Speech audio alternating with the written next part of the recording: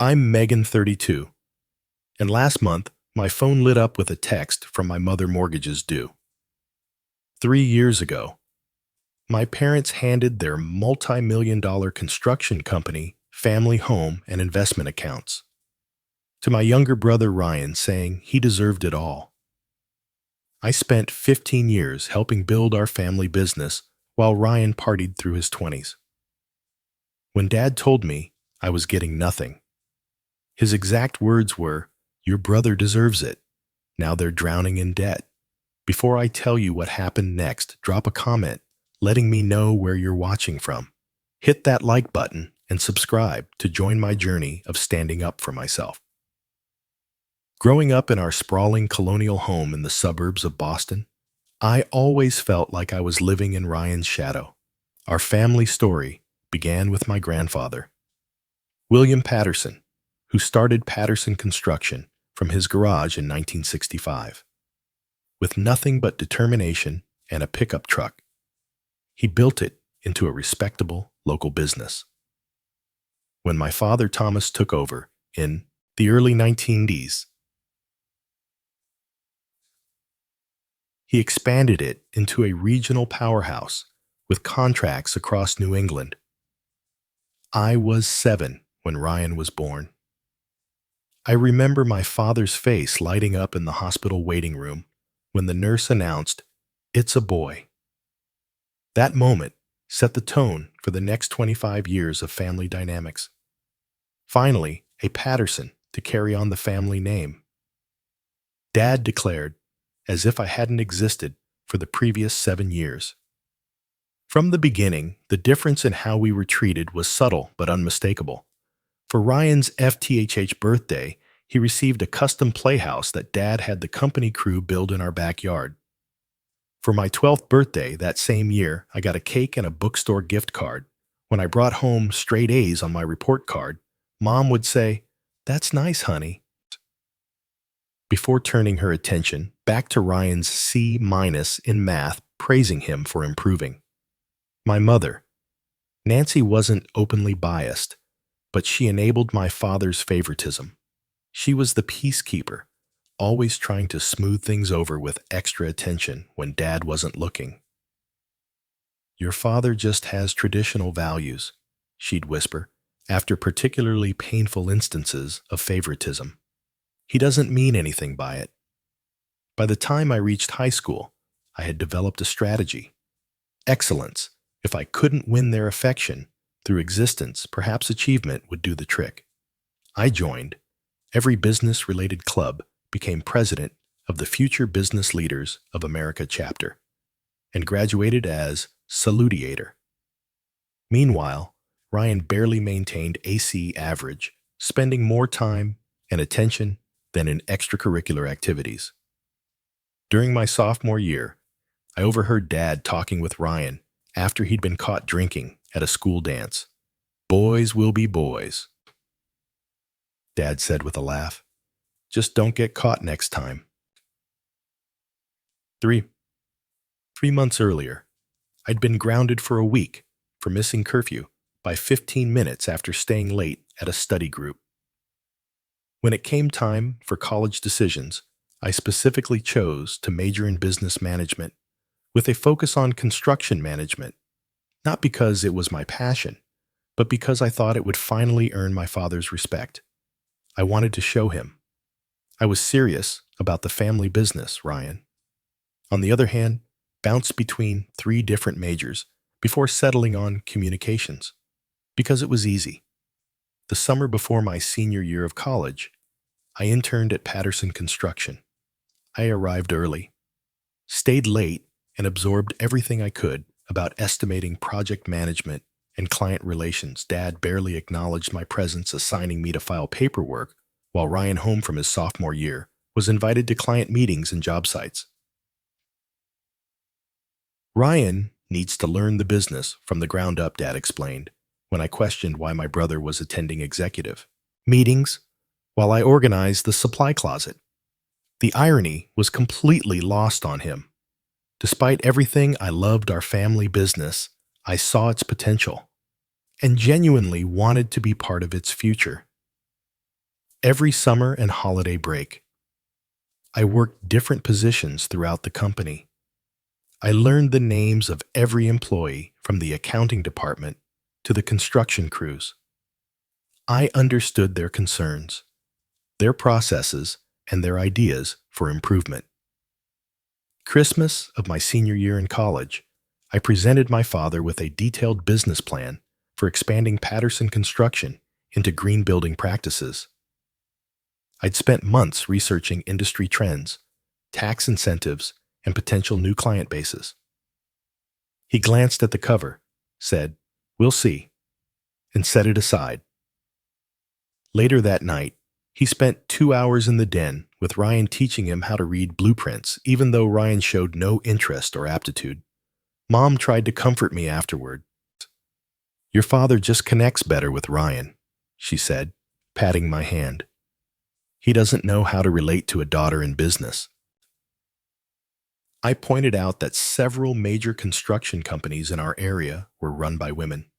She just shrugged and changed the subject. By the time I graduated, I had accepted that I would never be the favorite, but I was determined to prove my worth through results.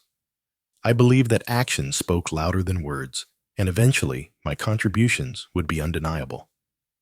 Looking back now, I recognize the naivety in that hope.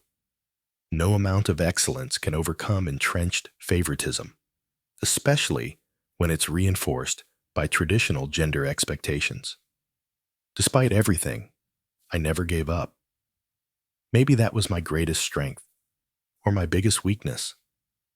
I refused to walk away from a family and a business that I loved, even when every sign pointed to the fact that my place in both would always be secondary to my brother's. I worked 3 part-time jobs throughout college to pay for my expenses. Meanwhile, Ryan received a full ride from the bank of mom and dad, complete with a luxury apartment and a new car every 2 years. My parents covered his tuition, rent, meal plan, and gave him a generous monthly allowance that exceeded what many graduates make in their first jobs. When I asked my parents why they wouldn't help me financially, Dad said, "You need to learn the value of hard work," as if Ryan didn't. I graduated summa cum laude with a double major in business administration and construction management. Ryan barely scraped by with a 2.3 GPA in communications after 5.5 years. At my graduation dinner, Dad raised a toast to Megan, who always does things by the book. At Ryan's graduation, 6 months later, he wept openly. To my son, who will carry the Patterson name into the future of our business. When I officially joined Patterson Construction after graduation, I was placed in an entry-level estimating position, despite my qualifications. My starting salary was lower than recent hires with less education. You need to understand every aspect of the business from the ground up, Dad explained 3 weeks later. Ryan was installed in a newly created Vice President of Client Relations role, complete with a corner office and company car. During my first year, I identified nearly $400,000 in potential savings through more efficient material ordering processes. I created a spreadsheet tracking historical pricing from various suppliers and identified patterns that allowed us to negotiate better rates. When I presented my findings in a management meeting, Dad nodded and said, "Interesting." Before moving on to Ryan's presentation about hosting a company golf tournament, despite the constant disappointment, I continued to excel. I became known among the project managers as the person who could solve problems when material shipments were delayed. I found alternatives. When subcontractors failed to show, I had backups ready to call. I built relationships with everyone from the receptionist to the lead foreman on our biggest projects. One particular project stands out in my memory. We were building a medical office complex with a tight deadline and substantial penalties for late completion. 2 months into construction, our project manager quit unexpectedly. Ryan was supposed to step in, but he was on a 3-week European vacation with friends. Dad was in a panic until I volunteered to take over. I worked 14-hour days for 6 weeks straight. I renegotiated with subcontractors, reorganized the construction schedule to optimize crew time, and personally supervised critical phases of the project. We completed the building 2 days ahead of schedule and under budget. The client was so impressed, they immediately contracted us for their next expansion. At the completion ceremony, I stood in the background while Dad and Ryan, who had returned just in time, cut the ribbon. The client CEO specifically asked for me, shook my hand, and said, "This wouldn't have happened without you." Dad overheard and looked momentarily uncomfortable before clapping Ryan on the shoulder and saying, "The Patterson men know how to deliver." Meanwhile, I lived modestly in a small one-bedroom apartment, while Ryan purchased a waterfront condo. Using his executive compensation package, I brought lunch from home and drove a 10-year-old Honda, while Ryan expense accounted client lunches and drove a company-leased BMW.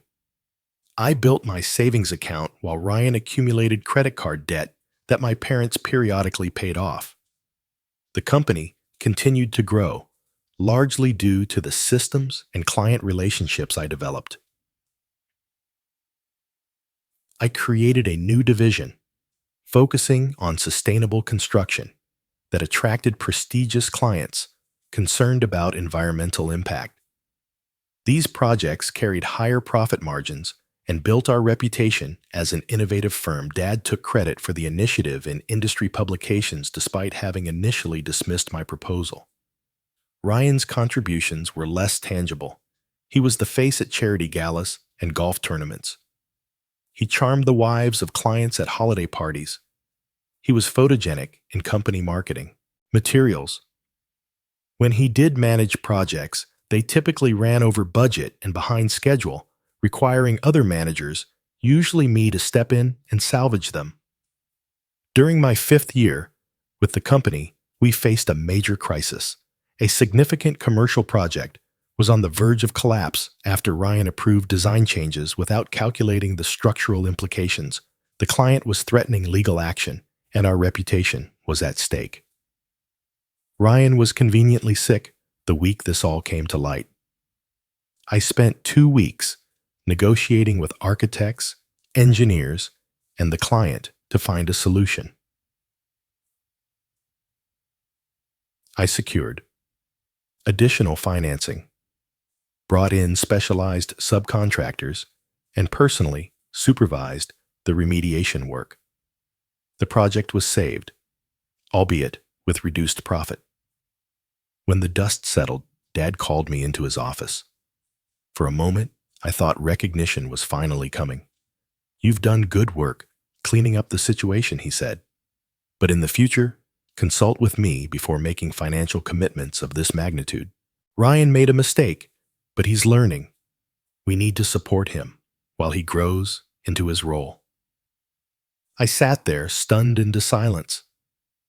10 years of dedication, and I was still being treated as subordinate to my brother, who couldn't be bothered to show up when things got difficult. That night, I seriously considered leaving the company for the first time, but I'd invested so much of myself in Patterson Construction that walking away felt like admitting defeat. Besides, where would I go? This was the family business, my business too, or so I thought. The evening that changed everything began normally enough. Mom invited Ryan and me to Sunday dinner, saying Dad had an important announcement. I assumed it was about the new office building we were planning, or perhaps the expansion into the commercial real estate market I'd been researching. I arrived 15 minutes early, as usual, bringing a bottle of Dad's favorite scotch. The house I grew up in looked the same as always, immaculately maintained 4-bedroom colonial with The Patterson construction sign proudly displayed near the driveway. 25 years of business success had allowed my parents to add a sunroom swimming pool and extensive landscaping to the property. I still thought of his home. Ryan arrived 20 minutes late, offering no apology. Mom fussed over him, as if he'd returned from war, rather than the short drive from his condo. Dad beamed with pride when Rye mentioned he just put a deposit down on a boat. No one asked about my recent successful negotiation of a contract that would secure work for the company for the next 3 years. During dinner, Dad cleared his throat and raised his glass. "I've been thinking about the future of Patterson Construction," he began. "I'm not getting any younger, and it's time to plan for succession." My heart quickened. Listen. This was the moment I'd been working toward. After 15 years of dedication. Surely Dad recognized my contributions and commitment. "Your mother and I have decided it's time to start stepping back from day-to-day operations," he continued. "We want to travel, enjoy our golden years, and watch the business continue to thrive under new leadership."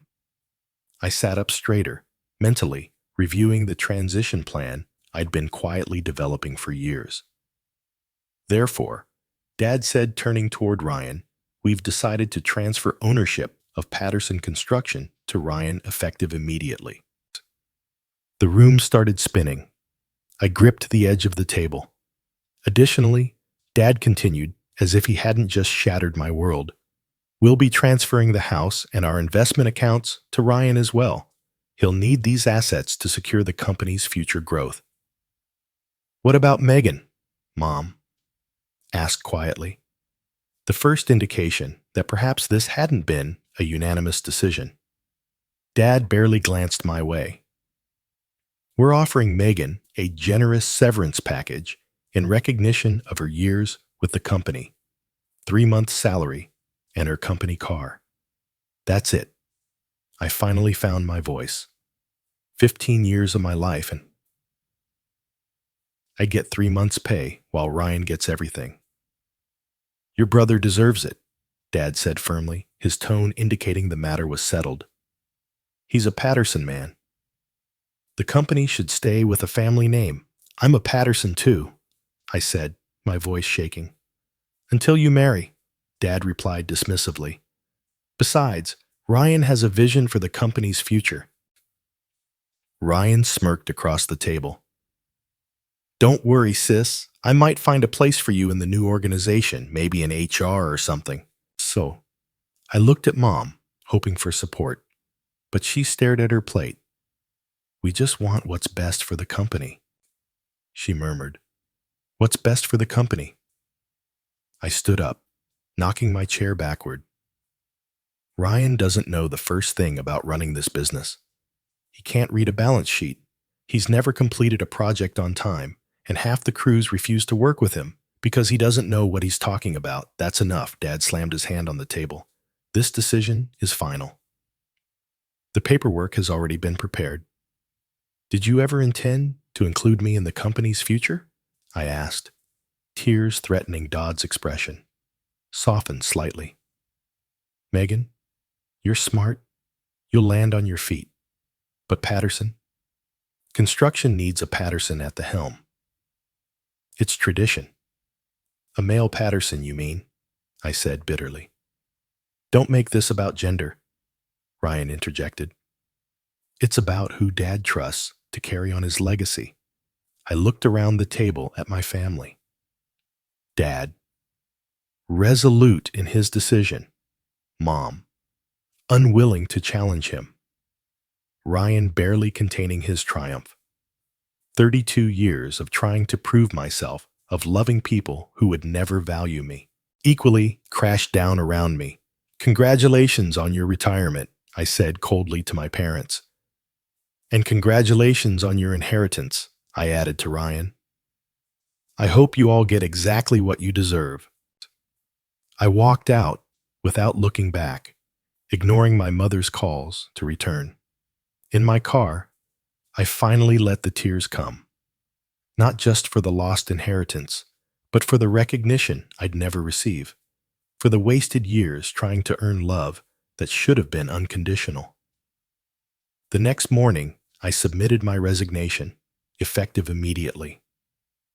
Dad called, not to apologize, but to remind me about the non-compete clause in my employment contract.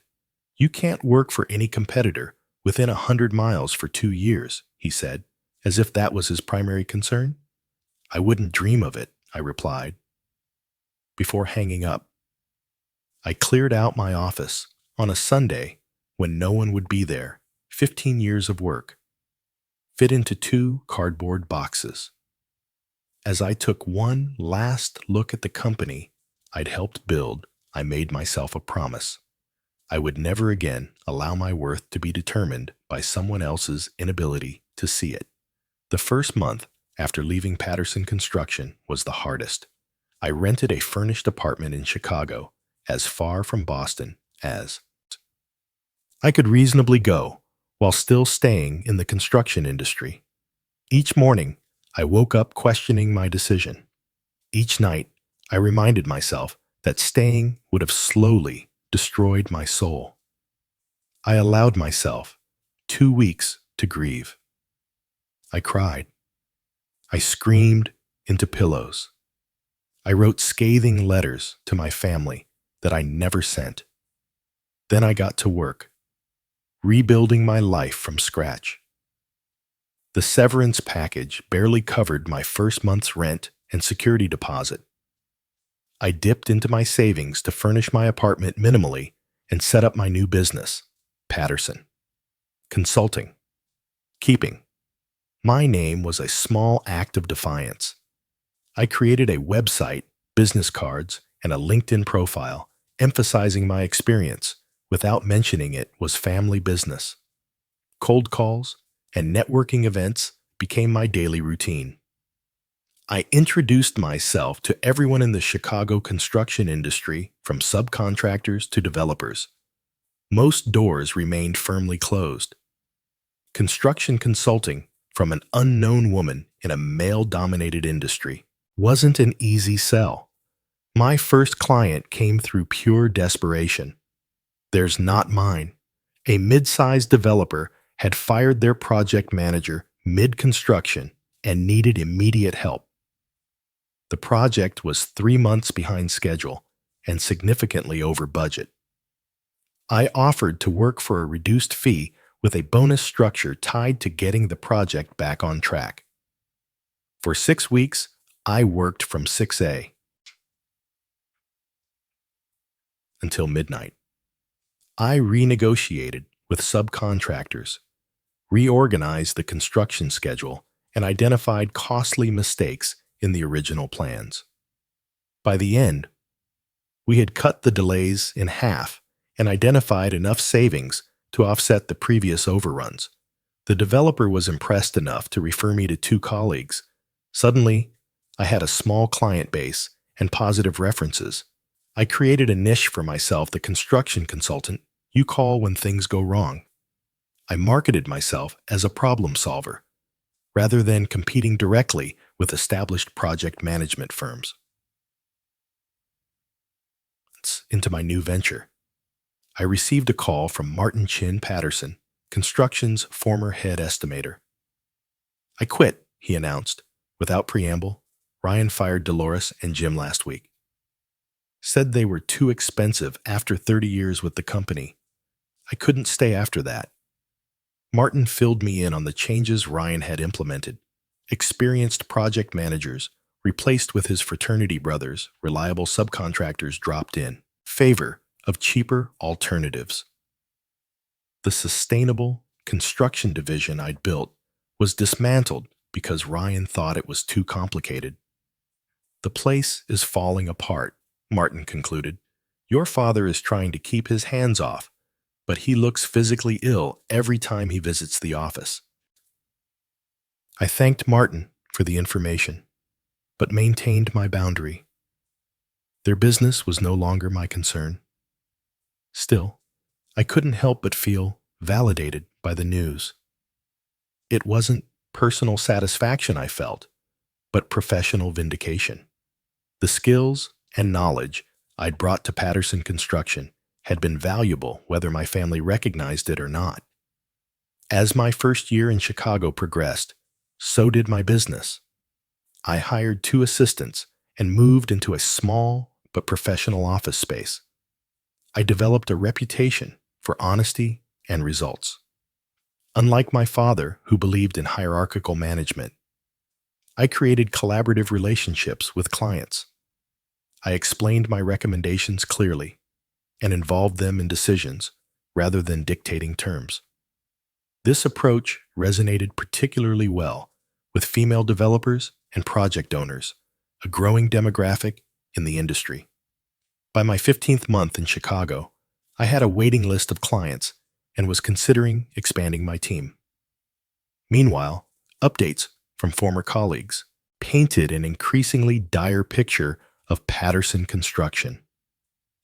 Ryan had secured several large contracts by underbidding competitors, not realizing the projects would operate at a loss. Quality issues emerged as inexperienced managers failed to properly supervise subcontractors. 2 major clients had filed lawsuits over delays and defects. I maintained professional distance from these problems, but I couldn't help feeling a twinge of sadness. Patterson Construction had been my grandfather's legacy. Hundreds of families depended on the company for their livelihoods. Ryan's mismanagement wasn't just hurting our family, it was affecting innocent employees who had been loyal for decades. One evening, I received an email from Barbara, my parents' neighbor for 20 years. She wrote that there were rumors about my parents experiencing financial difficulties. Their country club membership had lapsed, and they had canceled their annual vacation. The company trucks no longer had the Patterson logo prominently displayed. Instead, they were plain white with minimal identification. I nearly called my mother that night, but stopped myself. They had made their choice. They had entrusted everything to Ryan, believing that sharing their DNA and gender made him more worthy than my years of demonstrated competence. Whatever consequences came from that decision were theirs to bear. Instead, I channeled my energy into growing my business. I expanded into preventative consulting, helping developers avoid the costly mistakes I'd seen repeatedly in troubled projects. I developed a training program for new project managers based on practical experience rather than textbook theories. I hired 3 more consultants, all women with extensive construction experience who had faced similar barriers in traditional companies. By the end of my second year in Chicago, Patterson Consulting had become a respected name in the Midwest construction industry. I had proven to myself that my success at Patterson Construction hadn't been a fluke or the result of nepotism. If anything, I had succeeded there, despite the obstacles placed in my path. I bought a small but elegant condo in a historic building. My first real home that was truly mine. As I unpacked my belongings, I found a photo of my grandfather standing in front of his first Patterson construction truck. His expression showed the same pride and determination I now felt.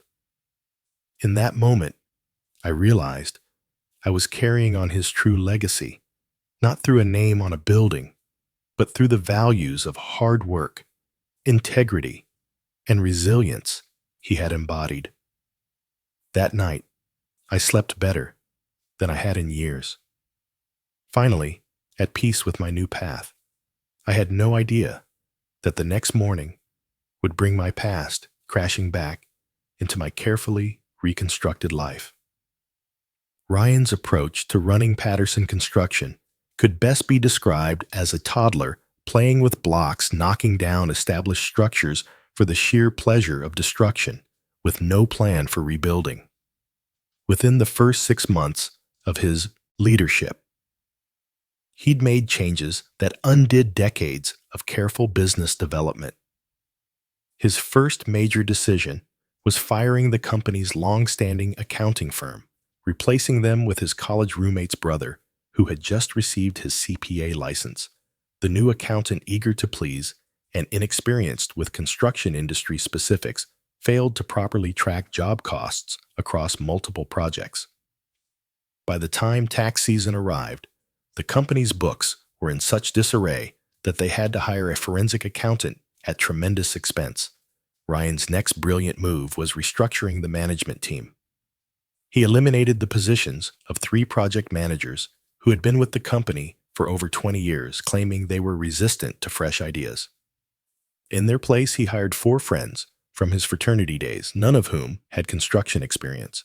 He created new executive titles like Chief Innovation Officer and Director of Brand Experience, complete with 6-figure salaries and company vehicles. The Patterson Construction Office, once a model of efficient operation, transformed into something resembling a frat house. Ryan installed a ping-pong table and kegerator in the conference room, claiming it would boost creativity.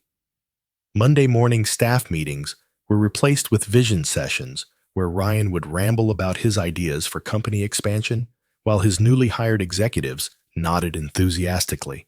Meanwhile, actual construction projects floundered without proper oversight. The green building division I had established, which accounted for nearly 30% of company revenue, was dismantled because Ryan found the certification requirements too complicated. Long-standing clients who had specifically sought out Patterson Construction for sustainable building options took their business elsewhere. Ryan's approach to winning new business was equally disastrous. He slashed bid prices to undercut competitors without understanding the actual costs involved. Patterson Construction began, securing contracts that were guaranteed to operate at a loss before the first shovel hit dirt. When estimators tried to explain the problem, Ryan accused them of being negative and not seeing the big picture of growing market share. The company fleet, once maintained on a careful schedule, fell into disrepair as Ryan redirected the maintenance budget to lease a new Porsche as his client development vehicle. Equipment began breaking down on job sites, causing delays that triggered penalty clauses in contracts. Subcontractors who had worked with Patterson Construction for generations found themselves waiting 90 days for payment instead of the standard 30. Many refused to take on new Patterson projects, forcing Ryan to hire unknown subcontractors whose work quality was inconsistent at best. By the 9-month mark, the company's cash reserves, built up over decades of careful management, had been depleted. Ryan began using the company's line of credit to cover regular operating expenses, a cardinal sin in construction management. Interest payments alone were eating up thousands each month. My parents, who had planned to enjoy a comfortable retirement, found themselves increasingly drawn back into the business as problems multiplied. Dad would stop by job sites, wincing at obvious quality issues, but hesitant to undermine his son's authority. Mom started handling accounts payable, again when vendors began calling the house demanding payment. Still, they made excuses for Ryan's performance. He's still earning. Dad would tell concerned employees, the market is challenging right now. Mom would explain to friends when they asked why Patterson trucks were disappearing from local job sites. The company's reputation, built over 3 generations, eroded rapidly. General contractors who had previously specified Patterson for their projects began looking elsewhere. The company's bonding capacity, its ability to secure the performance bonds required for larger projects, was downgraded due to financial instability, limiting the size of projects they could bid on. 12 months into Ryan's leadership, the first lawsuit arrived. A commercial client sued for substantial damages when structural issues emerged in a recently completed office building. Investigation revealed that Ryan had approved substituting lower-grade materials than those specified in the contract to save costs. The company's insurance carrier initially denied the claim, citing willful negligence. A second lawsuit followed when an apartment complex Patterson had built developed extensive water damage. The source was traced to improperly installed, flashing a basic construction element that any experienced project manager would have verified. The settlement depleted what remained of the company's cash reserves. Around the 15-month mark, Ryan made his most catastrophic decision. Without consulting financial advisors, he used the company's remaining borrowing capacity to purchase an adjacent property for a planned headquarters expansion. The timing couldn't have been worse. The commercial real estate market was at its peak, and he paid well above market value. Within 6 months, property values declined, leaving the company upside down on the loan. The personal spending continued unabated. Ryan bought a boat, then a vacation property in Florida. He took business development trips to Las Vegas and the Caribbean. Company credit cards were maxed out at high-end restaurants and luxury hotels. With the business hemorrhaging cash, Ryan began tapping into my parents' personal finances. First came short-term loans from their retirement accounts, then mortgaging the family home that had been paid off for years, finally liquidating investment accounts that had been intended to fund their retirement. By the 18-month mark, my parents' comfortable retirement had transformed into a financial nightmare. The company was operating at a significant monthly loss. Their personal savings were depleted. The family home, once a symbol of success, now had a mortgage with payments they couldn't afford. Dad, who had planned to spend his days golfing, was back on job sites at 68 years old, trying to salvage troubled projects. Through former colleagues, I heard that my father had aged 10 years and 18 months. His confident stride had become a worried shuffle. My mother had developed anxiety-related health issues, the stress manifesting physically, and high blood pressure and insomnia. Ryan, meanwhile, remained in denial. He blamed the economy, disloyal employees, and demanding clients for the company's problems. He refused to acknowledge his role in the disaster, continuing to draw his executive salary, even as the company fell behind on payroll for regular employees. The final straw came when the bank called the company's line of credit due to multiple covenant violations. With no cash to pay it off and no assets left to pledge, Patterson Construction faced imminent bankruptcy. The business my grandfather had started from nothing, that my father had built into a regional powerhouse, and that I had helped modernize for the future, was weeks away from collapse. That's when my phone lit up with a text from my mother. Mortgages due. Can we talk? The text from my mother arrived at 7:13 a.m. on a Tuesday. Mortgages due. Can we talk? My first instinct was to ignore it. After all, I hadn't heard from her in nearly 2 years, except for a generic Christmas card and birthday text. But curiosity got the better of me. What did mortgages do even mean? The family home had been paid off for over a decade. I responded with a single question mark. 3 disappeared immediately, then disappeared, then reappeared. Finally, we had to take out a mortgage to help the company. We can't make this month's payment.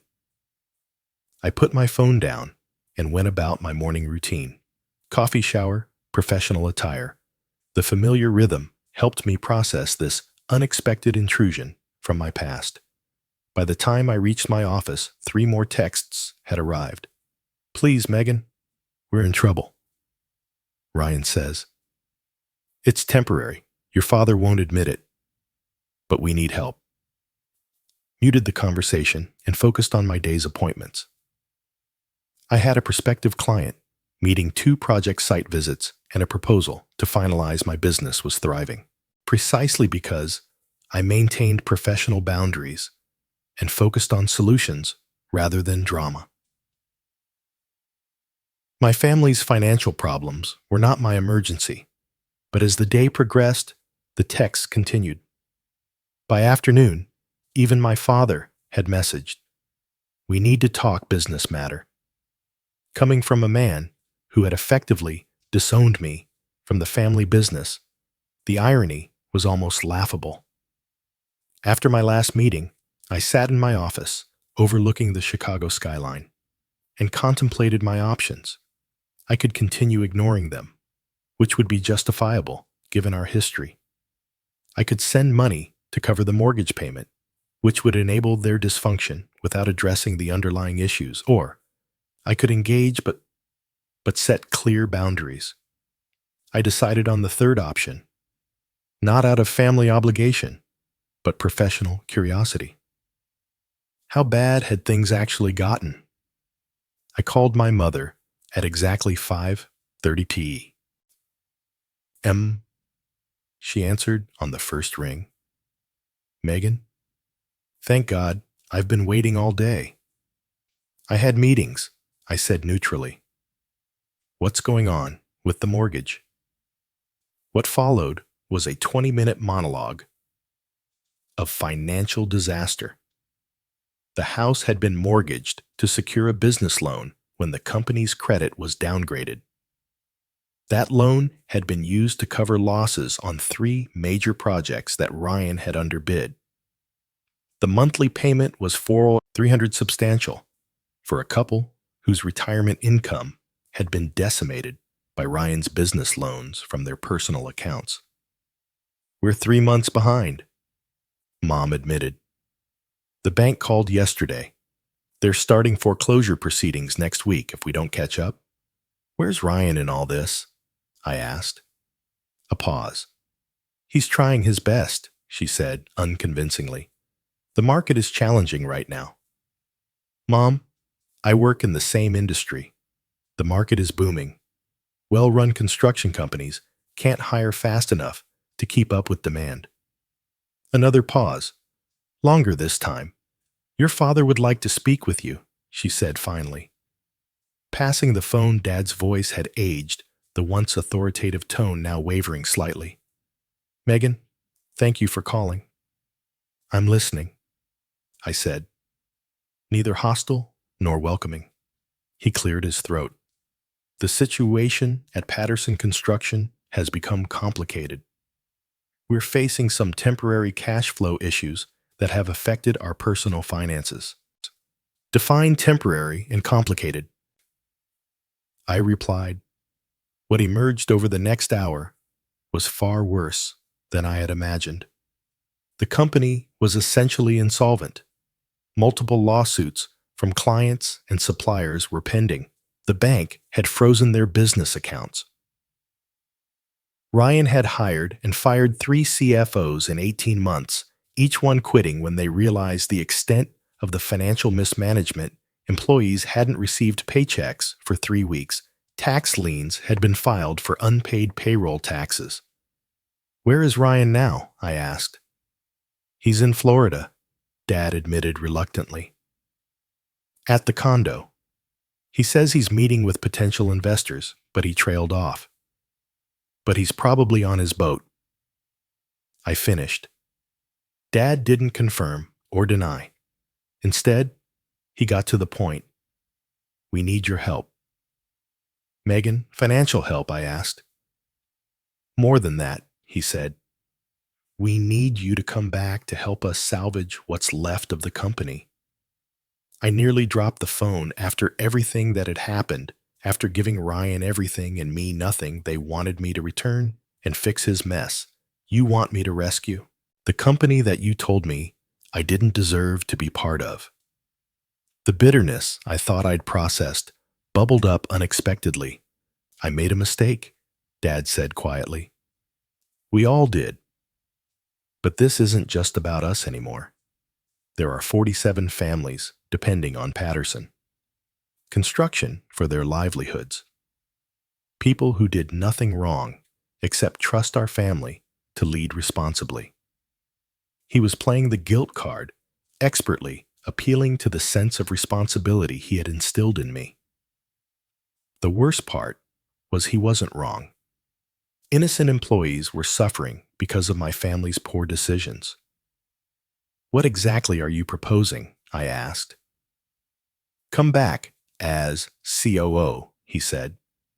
"Full authority to make whatever changes are necessary. Ryan will step back to a business development role only, and my ownership stake, a hesitation. We could offer you 20% of the company." I laughed out loud. 20% of a company that's effectively bankrupt. "That's your offer, after I built a successful business from scratch, while Ryan drove yours into the ground." 30%, Dad countered weakly. "This call is over," I said. "If you're serious about my help, have your lawyer draw up papers for 51% ownership, transferable to me immediately upon verification of the company's financial position. Otherwise, good luck with the foreclosure." "Megan, be reasonable." Dad started. "I am being reasonable. You're asking me to leave a successful business I built to rescue one that you explicitly told me I didn't deserve to own. My terms are non-negotiable. I'll talk to your mother," he said finally. "Do that. And while you're at it, talk to Ryan. Explain that his vacation is over. If I come back, he works under my direction or not at all." After hanging up, I sat in my quiet office watching the Chicago lights come on as dusk fell. The conversation had left me shaken, not because of their predicament, but because of my response to it. 2 years ago, I would have immediately rushed to help, regardless of the terms. I would have sacrificed my own interests to save the family business out of a misplaced sense of duty. Now I understood my worth. I had built something valuable on my own terms. If my family wanted to access my skills and experience, they would have to acknowledge that value appropriately. No more giving everything and receiving nothing in return. My phone buzzed with a text from my mother. "Your father is talking to the lawyer tomorrow. Please help us, Megan. We have nowhere else to turn." I left it unanswered. Their crisis had simmered for months. It could wait another day while I considered my options carefully. Whatever decision I made would be based on business logic, not emotional manipulation or a family obligation. For the first time in our relationship, I had the leverage. The question was, what would I do with it? 3 days after the desperate call from my parents, I boarded a flight to Boston. In my briefcase were 2 documents prepared by my attorney, one for a consulting agreement, the other for a transfer of controlling interest in Patterson Construction. I had no idea which would be signed. If either I had rented a car rather than asking my parents to pick me up, maintaining the professional distance this situation required. The drive to their house, the house I grew up in, felt surreal. The property looked neglected with overgrown landscaping and peeling paint on the trim. The Patterson Construction sign near the driveway was gone. My mother opened the door before I could knock, pulling me into a tight hug that I didn't return. My father stood awkwardly in the entryway, looking older and smaller than I remembered. Ryan was noticeably absent. "Where's Ryan?" I asked after minimal pleasantries. "He's coming," Dad said, checking his watch. "He should be here soon." We moved to the living room where financial documents were spread across the coffee table. Bank statements, legal notices, tax forms, the physical evidence of their financial collapse. "Before we begin," I said, "I need to understand exactly what I'm walking into. I want to see everything. Bank statements, credit card bills, loan documents, lawsuits, tax notices, everything." For the next 2 hours, my parents walked me through the disaster. The company had over $7 million in debt, with virtually no assets remaining. Suppliers were refusing deliveries without upfront payment. 3 major clients had terminated contracts due to delays and quality issues. The family home had a $780 ZUN mortgage with no payments made in 4 months. Where did all the money go? I asked. Although I already knew the answer, Dad hesitated, but Mom spoke up. Ryan made some questionable decisions. As if on cue, the front door opened and Ryan strolled in. He was tanned from his Florida business trip, designer sunglasses perched on his head. He stopped short when he saw me. "Family reunion," he said with forced casualness. "Nobody told me Megan was coming." "Sit down, Ryan," I said. "We're discussing how you destroyed a 3-generation family business in less than 2 years. His face flushed. "That's not fair. The market conditions?" "Save it," I interrupted. "I've seen the numbers. This has nothing to do with market conditions and everything to do with incompetence and embezzlement. "That's a serious accusation," he blustered.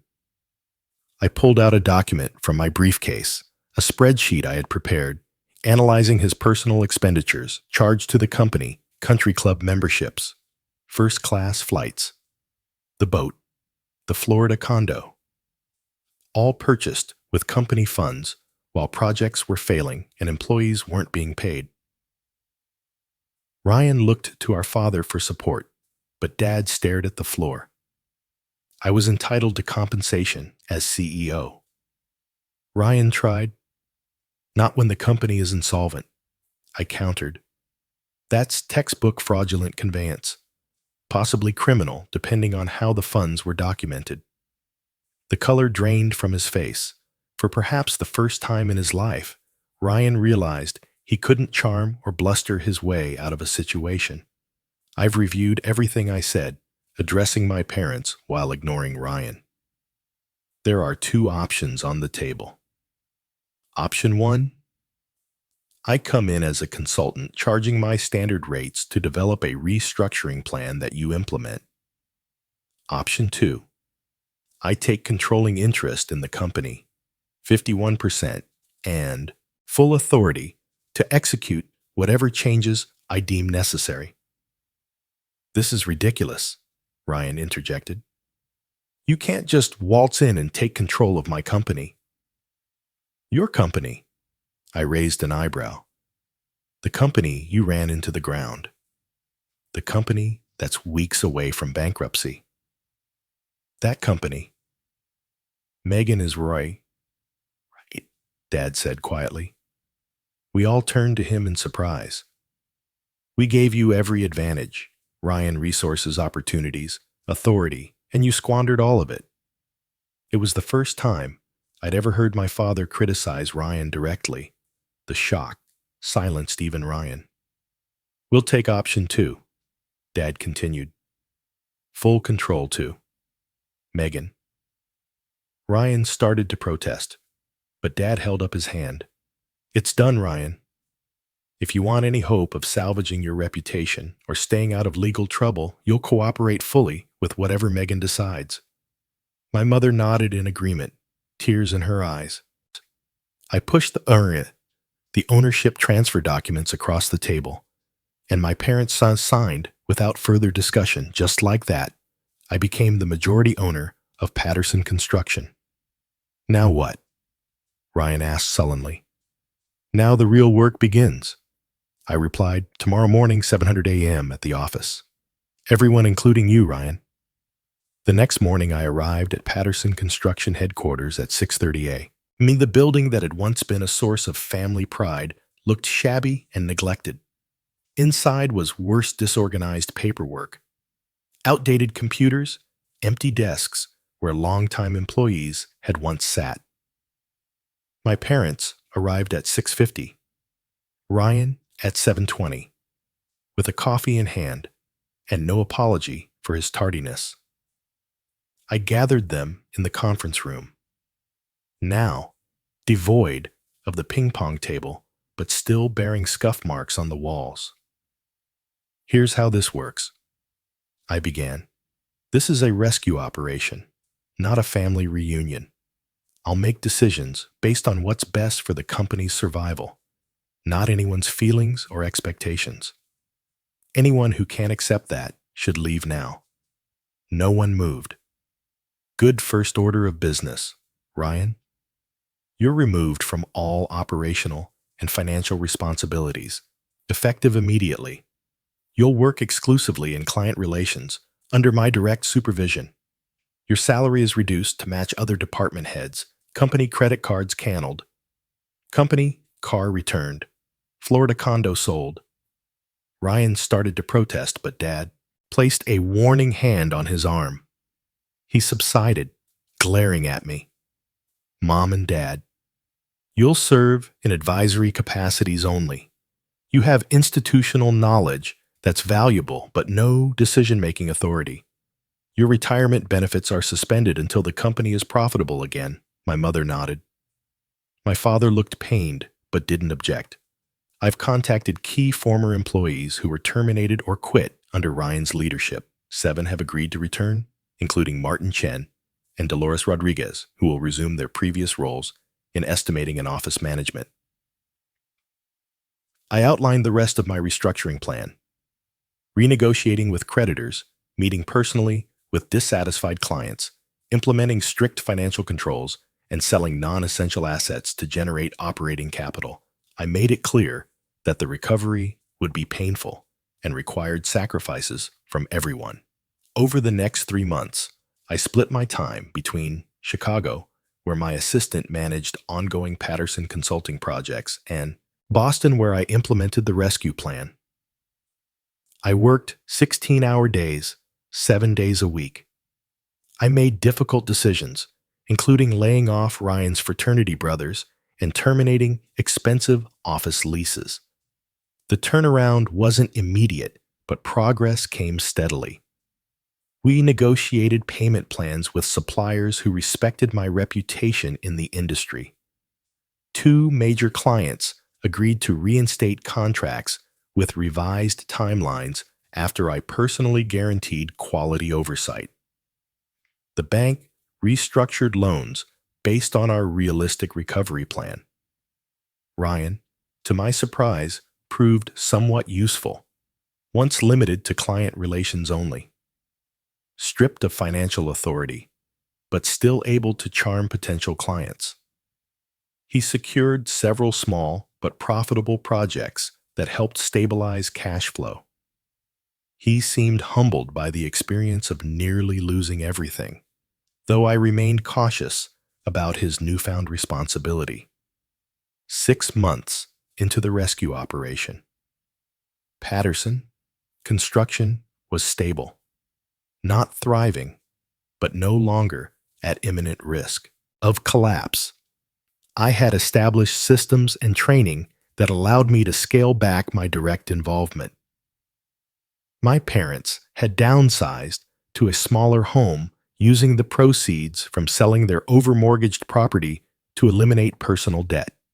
As for me, I maintained majority ownership, but hired an experienced construction executive to handle day-to-day operations in Boston while I returned to my Chicago business full-time.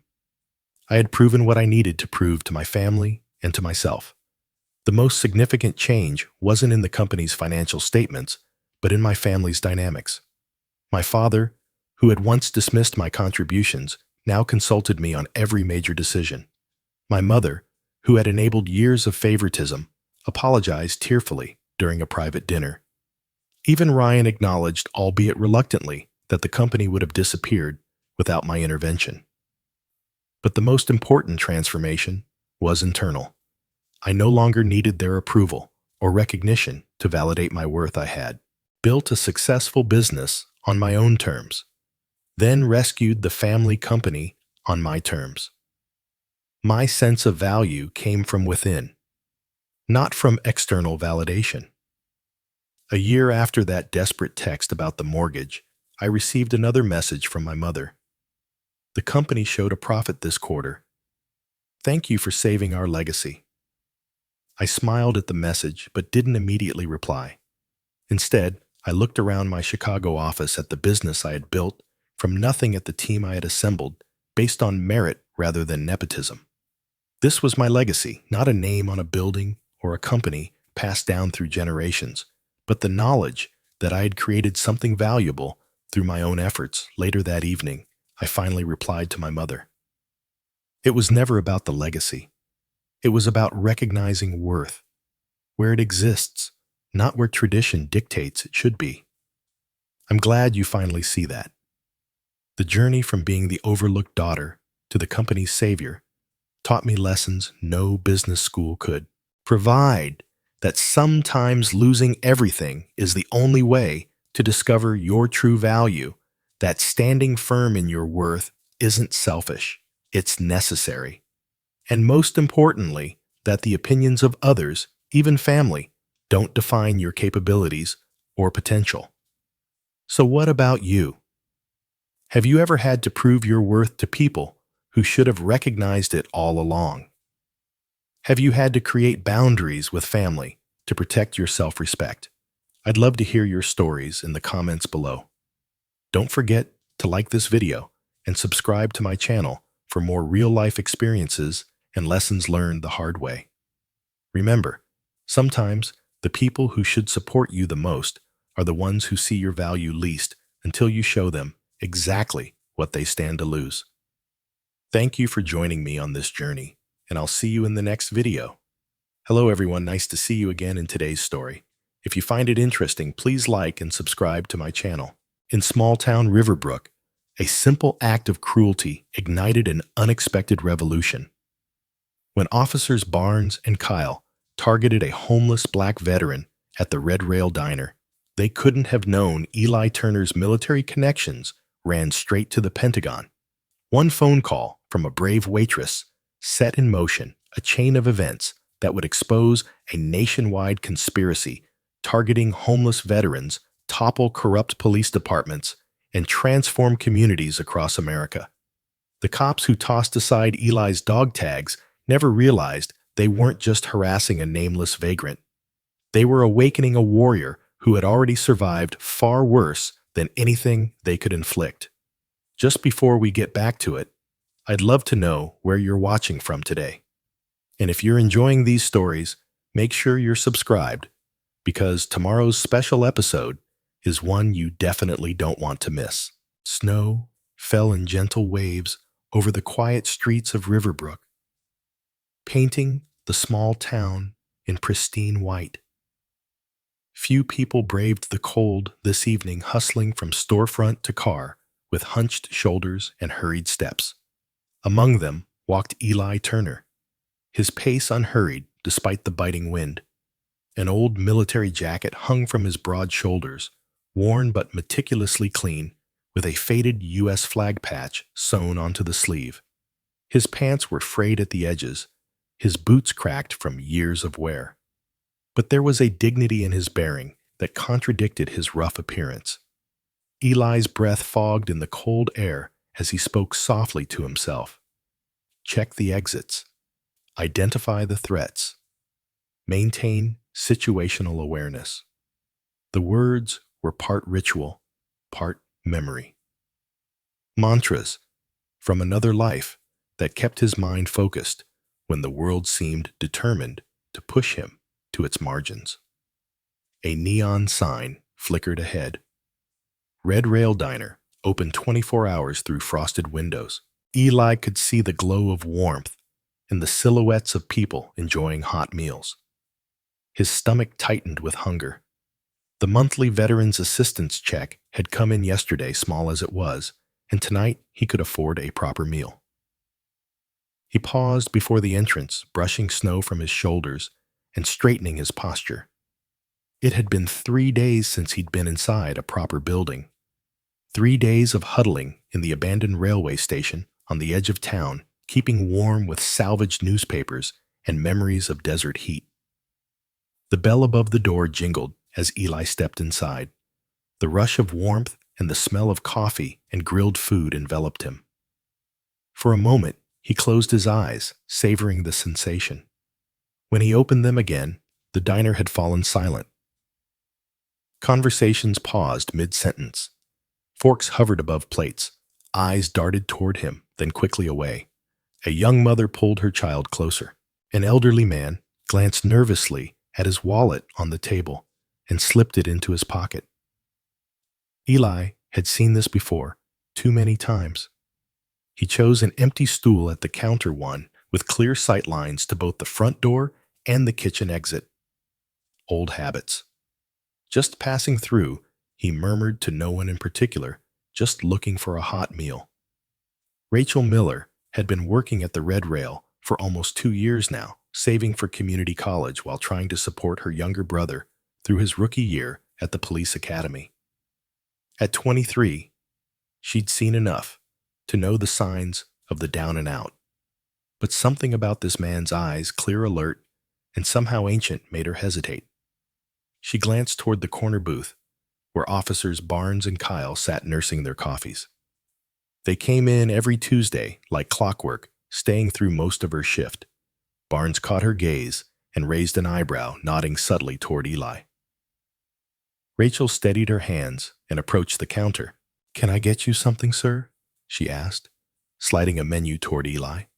"Coffee, please. Black." His voice was deep, but gentle, unexpectedly articulate. "And whatever's the special today, if it's not too much trouble, ma'am." Ma'am, not honey or sweetheart, like most of the regulars called her. Rachel found herself smiling slightly as she poured his coffee. "Meatloaf, with mashed potatoes and gravy," she said. "Comes with green beans and a roll." "That sounds perfect. Thank you." Eli wrapped his calloused hands around the warm mug. "Been a while since I had a home-cooked meal." From the corner booth, Officer Kyle snickered loudly. "Dumpster diving doesn't count as dining out, huh?" he said, voice pitched, just loud enough to carry across the diner. Officer Barnes chuckled and added, "Better keep the silverware count, Rachel. And check the bathroom after he leaves. These bums always shoot up when they get inside somewhere warm." Eli didn't turn around. He kept his eyes on his coffee, his expression unchanged, save for a slight tightening around his eyes. Rachel felt her face grow hot with embarrassment, but years of customer service had trained her to keep smiling, to pretend she hadn't heard. "I'll put that order right in," she said to Eli, turning toward the kitchen. "Thank you, ma'am." Eli repeated, his voice still steady. Officer Kyle stood up, stretching ostentatiously before sauntering to the counter. He was in his mid-30s with a linebacker's build gone slightly soft and a perpetual smirk that Rachel had always found unsettling. His partner Barnes followed a step behind, thinner, sharper, with cold eyes that missed nothing. "Hey, Rachel." Kyle leaned against the counter, deliberately taking the stool next to Eli. "How's that brother of yours doing at the academy? Still planning to join the force?" "He's doing great," Rachel answered, keeping her voice neutral. "Top of his class in marksmanship." "Good man?" Kyle nodded. "We need good officers, ones who understand what it takes to keep a community safe." He turned his head slightly, looking at Eli's profile. "You know what that means, right? Keeping the dangerous elements off the streets. The druggies, the panhandlers, the so-called vets who use their service as an excuse to beg and harass honest citizens."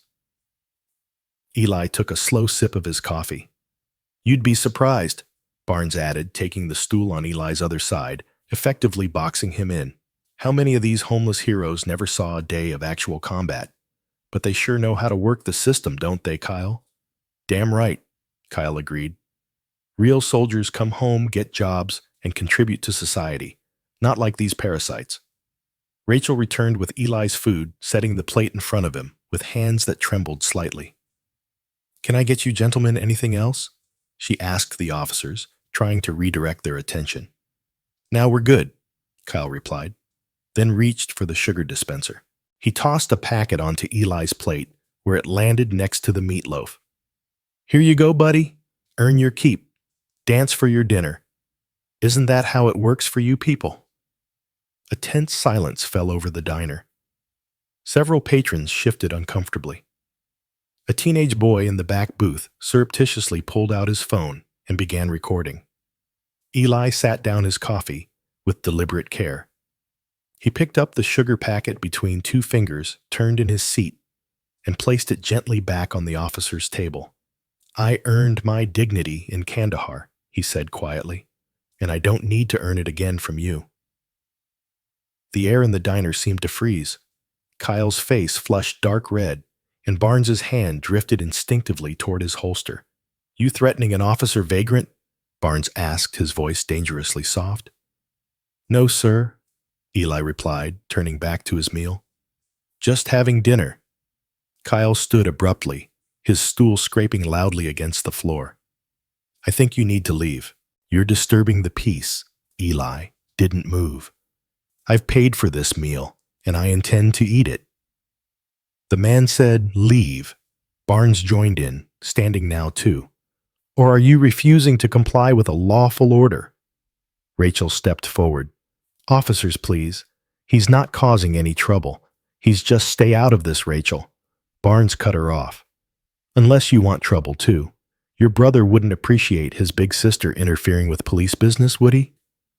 The threat hung in the air, clear and cold.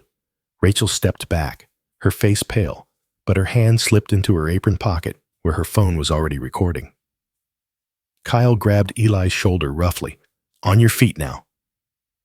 Eli remained seated, but met Kyle's gaze directly. His eyes were calm but unflinching. "I have the right to finish the meal I paid for. I have not broken any laws. Disturbing the peace, refusing to comply with an officer threatening behavior," Barnes listed off. "That's 3 strikes, buddy." Around the diner, more phones had appeared, silent witnesses to the escalating scene. No one spoke. No one intervened. 3 tours in Afghanistan, Eli said evenly. 2 purple hearts, a silver star, and I can't even eat dinner in peace in the country. I served. Kyle yanked Eli's arm hard, nearly pulling him off the stool. "Save the soba story for someone who cares, hero." As the officers began to forcibly remove him, Eli looked directly at Rachel. His expression was resigned but determined. "If something happens to me," he said clearly, ensuring she could hear, "call General Whitaker at the Pentagon. Tell him Eli Turner is in trouble." Rachel's eyes widened. Was this homeless man delusional? Did he really think he had connections? "At the Pentagon?" Barnes laughed harshly. "Yeah, and I've got the president on speed dial. Let's go, Turner." They dragged Eli toward the door, his feet barely touching the ground. He didn't resist, didn't struggle, but maintained his dignity even as they manhandled him through the diner. "Back to your meals, folks," Kyle called over his shoulder. "Just taking out the trash." The diner's door swung open, letting in a blast of cold air. Rachel hurried after them, staying in the doorway as they dragged Eli across the parking lot and slammed him against their patrol car with unnecessary force. Eli grunted in pain, but remained silent as they roughly patted him down. The chain around his neck caught on Barnes's watch, and his dog tags clattered to the snowy ground. Kyle deliberately stepped on them, then kicked them aside with a smirk. "Oops," he said, shoving Eli into the back seat. "Guess you're not such a hero after all." The cruiser's door slammed shut. The engine started with a roar, and the patrol car pulled away, disappearing into the swirling snow. Rachel stood shivering in the doorway for a long moment. Then she hurried into the parking lot, searching until she found Eli's dog tags half buried in the snow. The metal was cold against her palm as she brushed away the ice crystals to read the embossed text. Turner Elijah J. Oops, Methodist. Her phone felt heavy in her pocket. The recording was still running. With trembling fingers, she pulled it out and stopped the video. Then, taking a deep breath, she unlocked her phone again and whispered, "Please, don't be crazy." Back inside the red rail diner, Rachel huddled in the employee bathroom, her hands still shaking. She stared at her phone screen. The Pentagon's main number pulled up and ready to dial. This was insane. What was she doing, calling the Pentagon because some homeless man told her to? She'd probably get laughed at, or worse, get in trouble for wasting government time. But the look in Eli's eyes haunted her. The quiet dignity, the way he hadn't fought back, and those dog tags now tucked safely in her pocket felt like a weight of responsibility. Just do it, she whispered to herself, and pressed the call button. The line rang 3 times before a professional female voice answered. "Deputy, how may I direct your call?" Rachel swallowed hard. I need to speak with General Whitaker, please. It's about Eli Turner. He's in trouble." A pause. "1 moment, please." Rachel expected to be disconnected or redirected to voicemail. Instead, after a series of clicks and transfers, a new voice came on the line. "This is Colonel Reynolds, General Whitaker's aide. Who am I speaking with?" "My name is Rachel Miller. I'm calling from Riverbrook. I was told to contact General Whitaker if Eli Turner was in trouble, and he is. 2 police officers just arrested him, and I'm afraid they're going to hurt him." Another pause, longer this time. Rachel could hear muffled conversation in the background. "Miss Miller, please hold for General Whitaker." The second stretched into an eternity.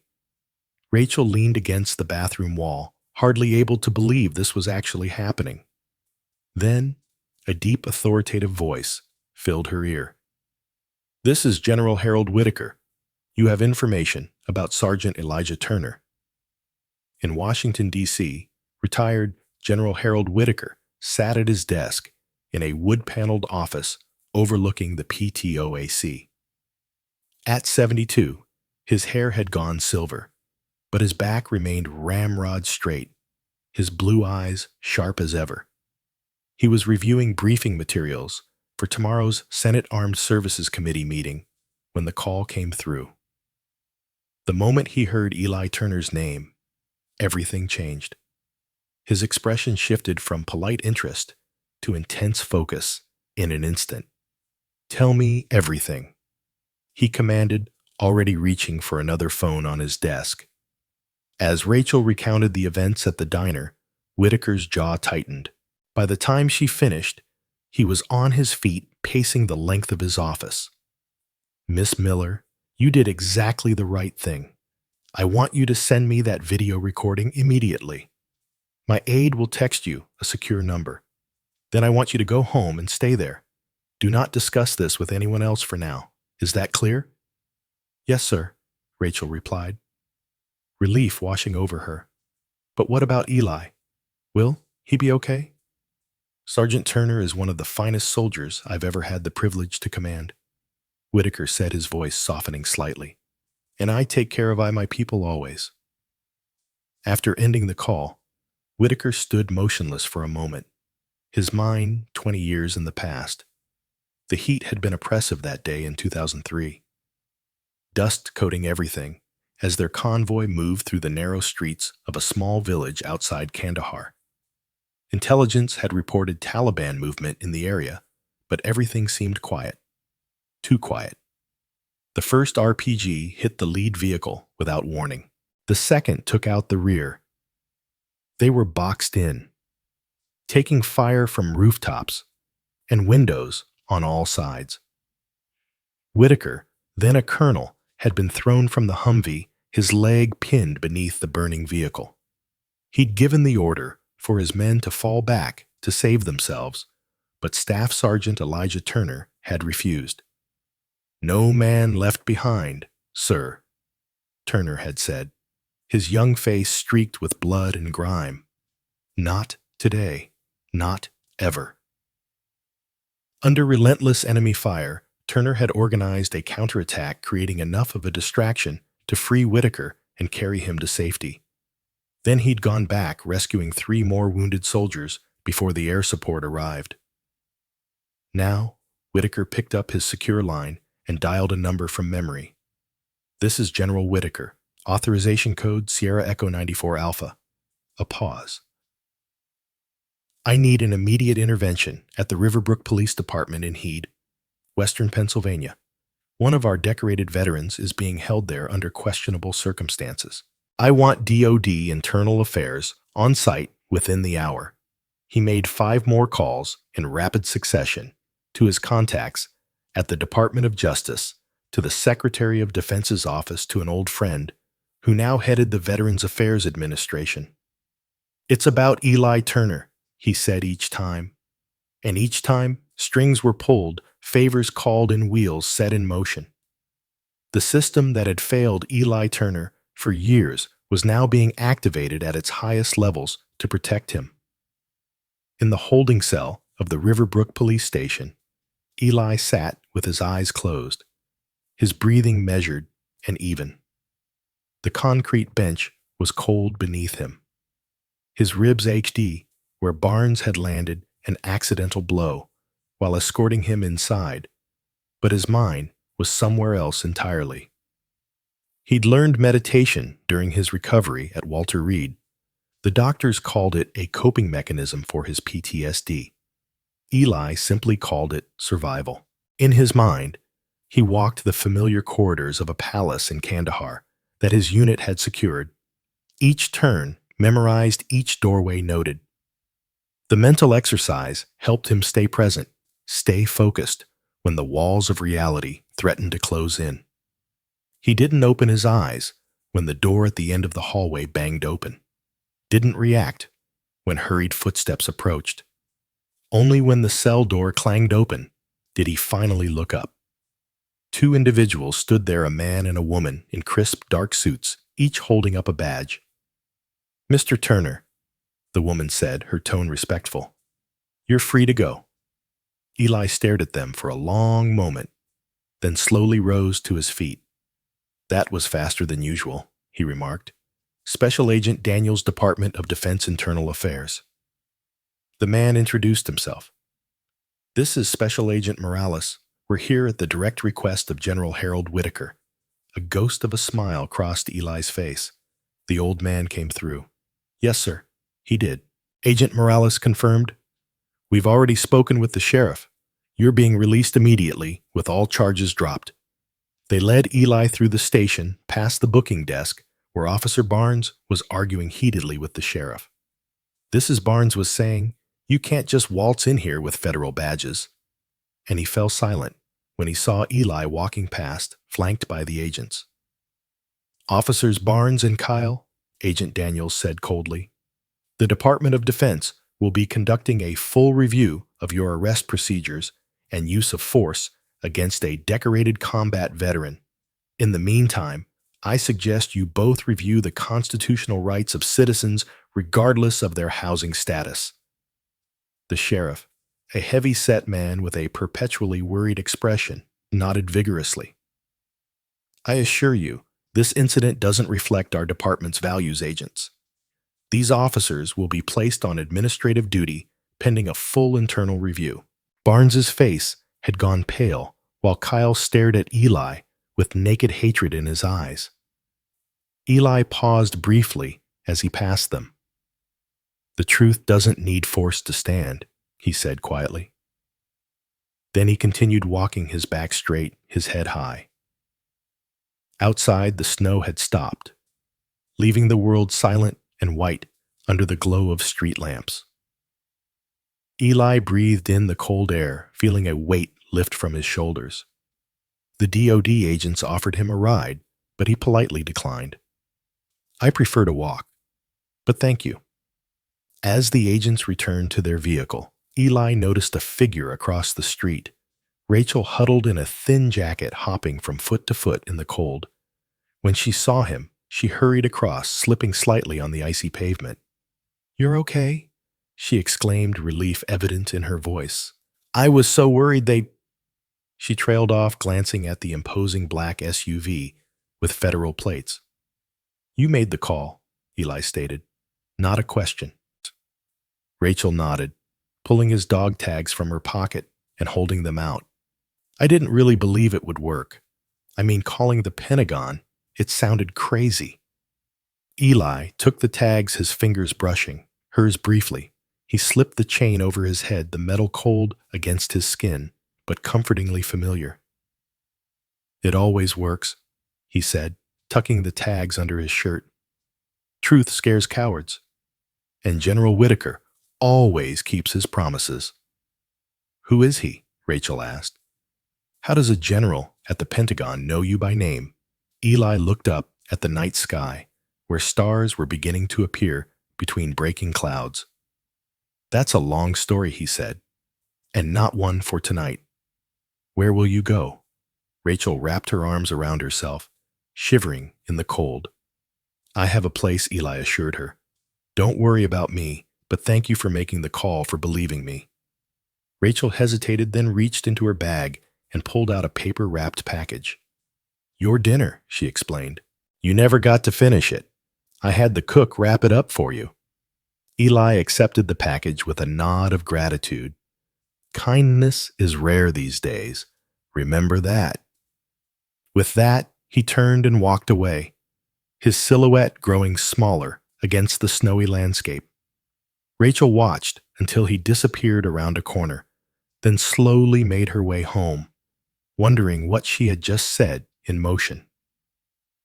In Washington, General Whitaker was on his final call of the evening.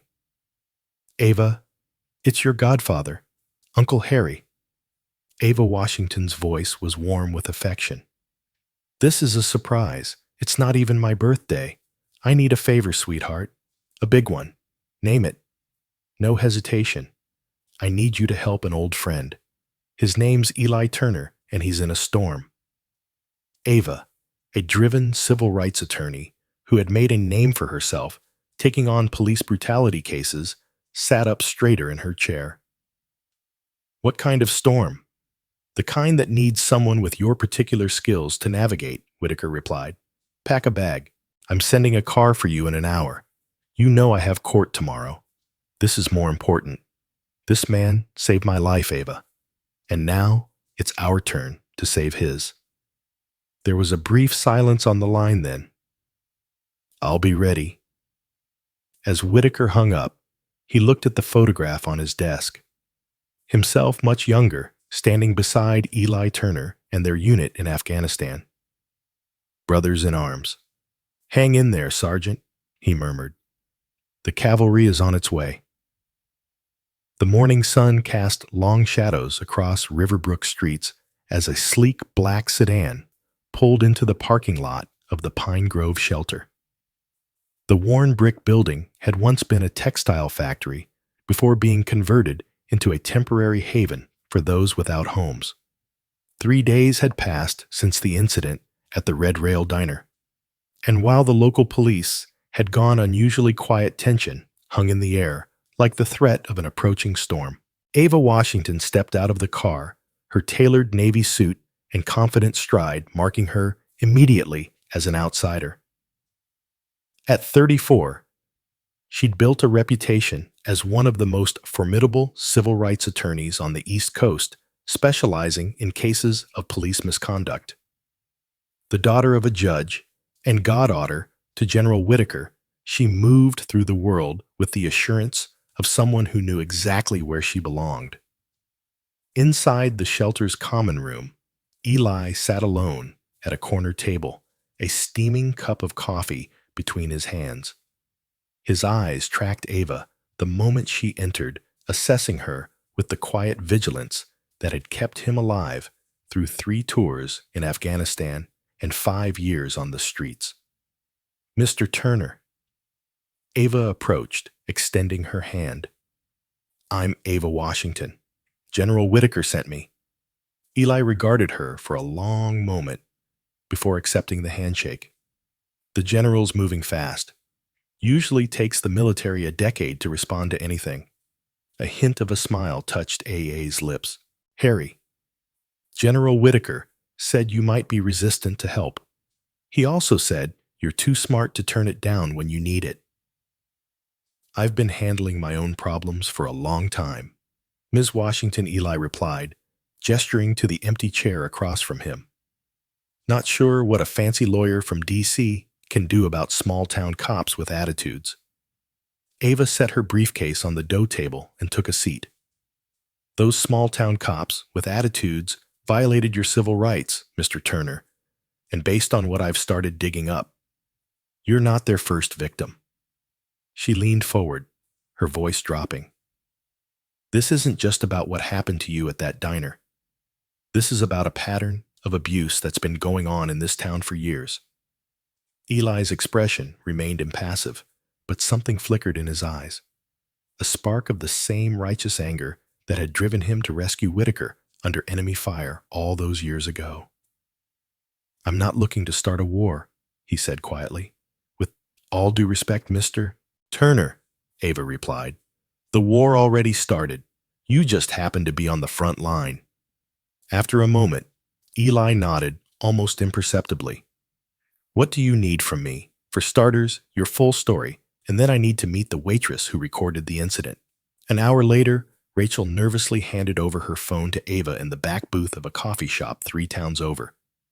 She'd been jumpy since making the call to the Pentagon, convinced that officers Barnes and Kyle would somehow discover her role in Eli's release.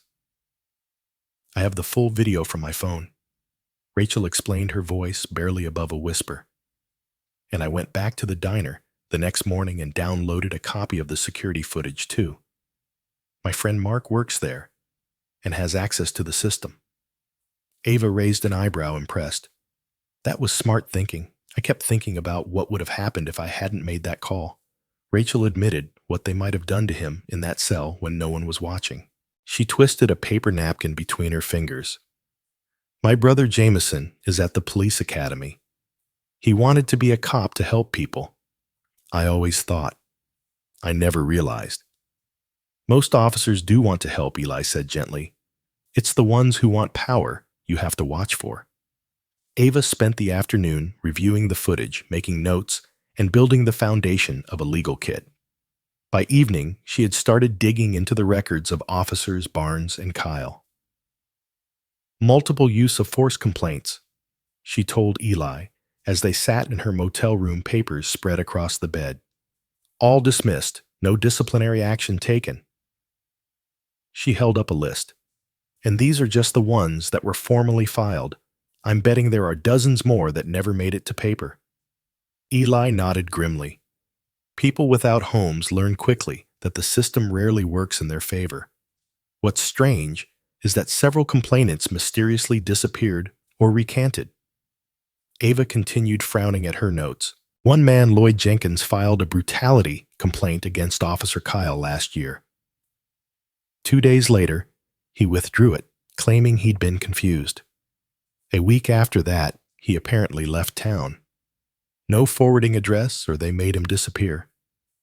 Eli suggested quietly. Ava looked up sharply. "That's a serious accusation. I've been on Riverbrook streets for 2 years, Ms. Washington. I've seen people vanish before. Ones who made too much noise caused too much trouble." He shrugged. "Official story is always the same. They moved on, found better opportunities elsewhere. But when a man leaves behind his only possessions, his medication, he's not leaving by choice." As the evening deepened into night, Eli reluctantly shared his own backstory with Ava. His voice remained steady, but the pain behind his words was palpable. "Sarah and I had been married 3 years when she got sick. Pancreatic cancer, aggressive. The VA kept losing her paperwork, delaying treatments due to administrative errors. By the time they sorted it out, he trailed off, staring out the window at the darkness. After the funeral, I couldn't focus. Missed mortgage payments. The bank was quick enough then. No administrative errors when they wanted their money. Some company I'd never heard of bought the loan, and suddenly the payments doubled. Predatory lending." Ava murmured, making notes. "Maybe doesn't matter now. Lost the house. Lost my job when I couldn't get to work anymore. PTSD episodes got worse. And here we are." Eli spread his hands. "Just another homeless vet with a hard luck story." "Except you're not just another anything," Mr. Turner, Ava said firmly. "You're the man who saved General Whitaker's life, and now we're going to save yours."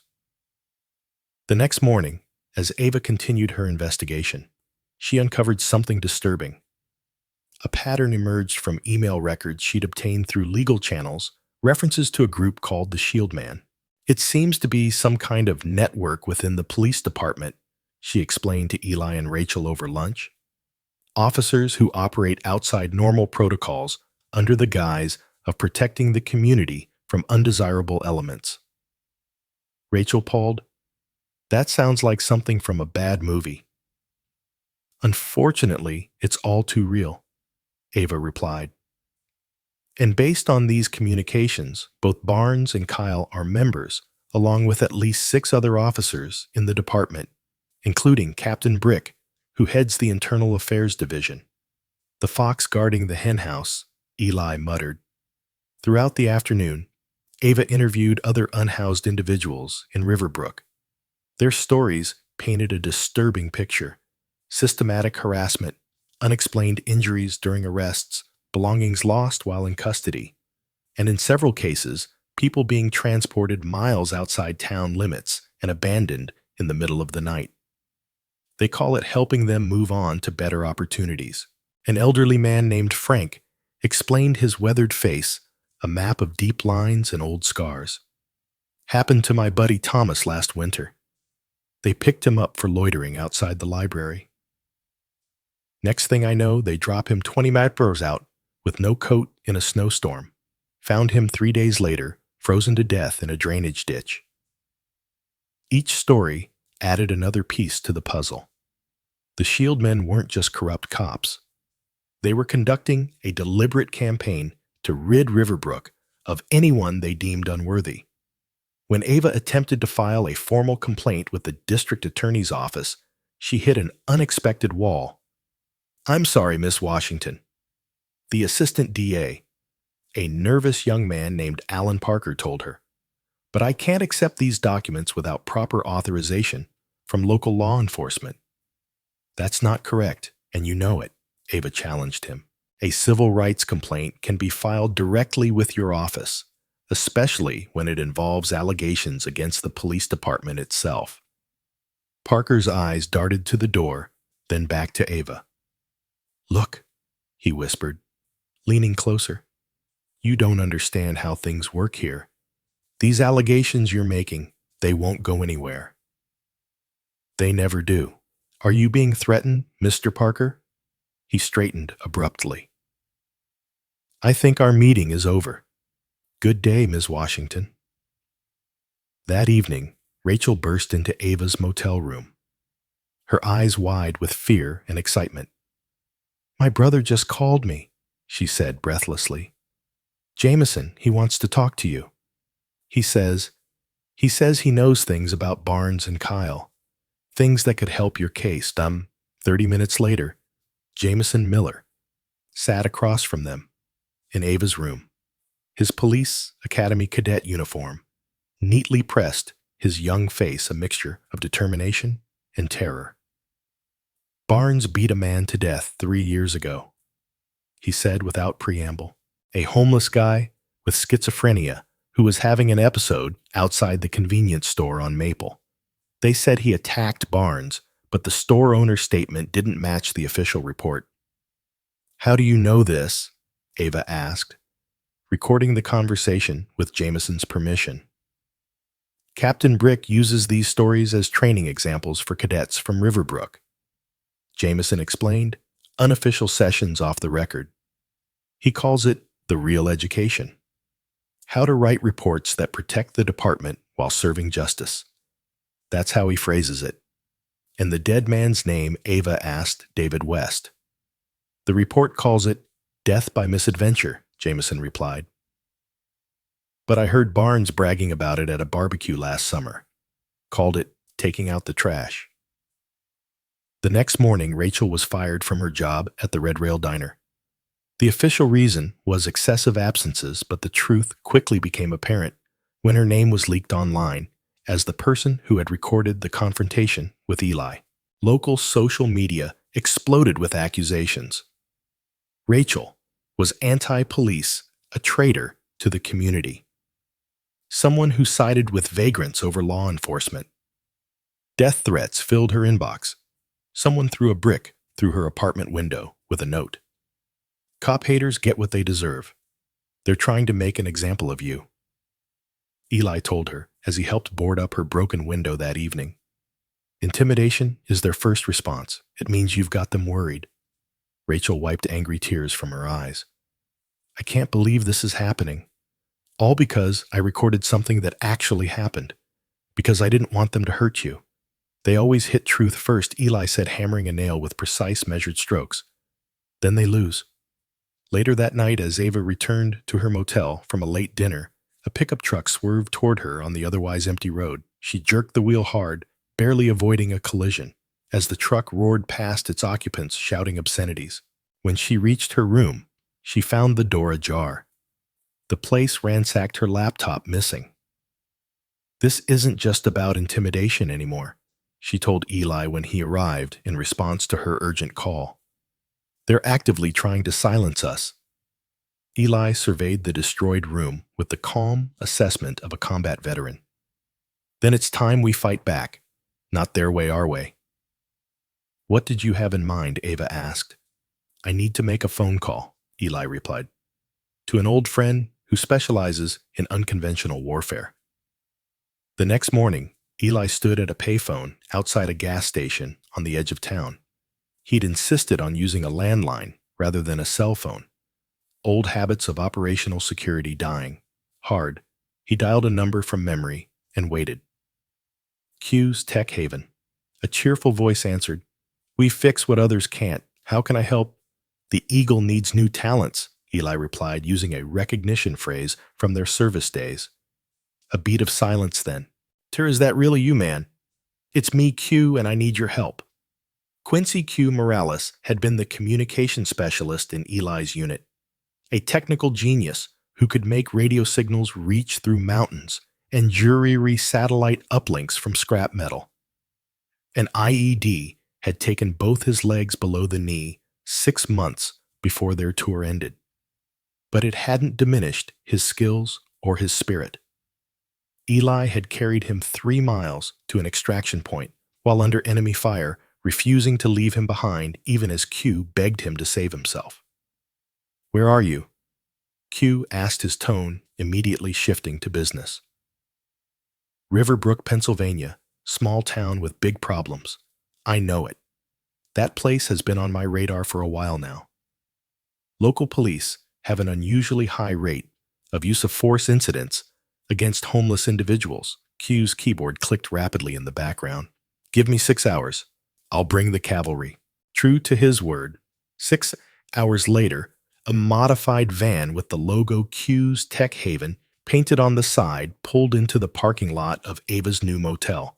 She'd switched locations after the break-in using cash and a pseudonym to secure the room. Q rolled his wheelchair down the vehicle's ramp with practiced ease. At 38, he retained the upper body strength of the soldier he'd once been, his arms corded with muscle beneath his worn Batman t-shirt. Behind him came 3 other individuals, 2 men and a woman, each carrying specialized equipment in heavy cases. Eli met them outside, and the reunion hit him with unexpected emotion.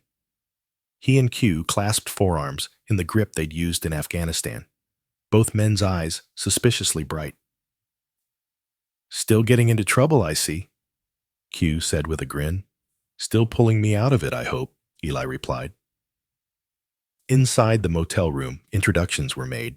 Besides Q, the team consisted of Marcus Ghost Wilson, a former intelligence analyst with a particular talent for digital forensics, Brianna Trace Hamilton, an ex-military police officer who specialized in counterintelligence, and Jordan Link Peterson, a cybersecurity expert who had worked for the NSA before opening his own security firm.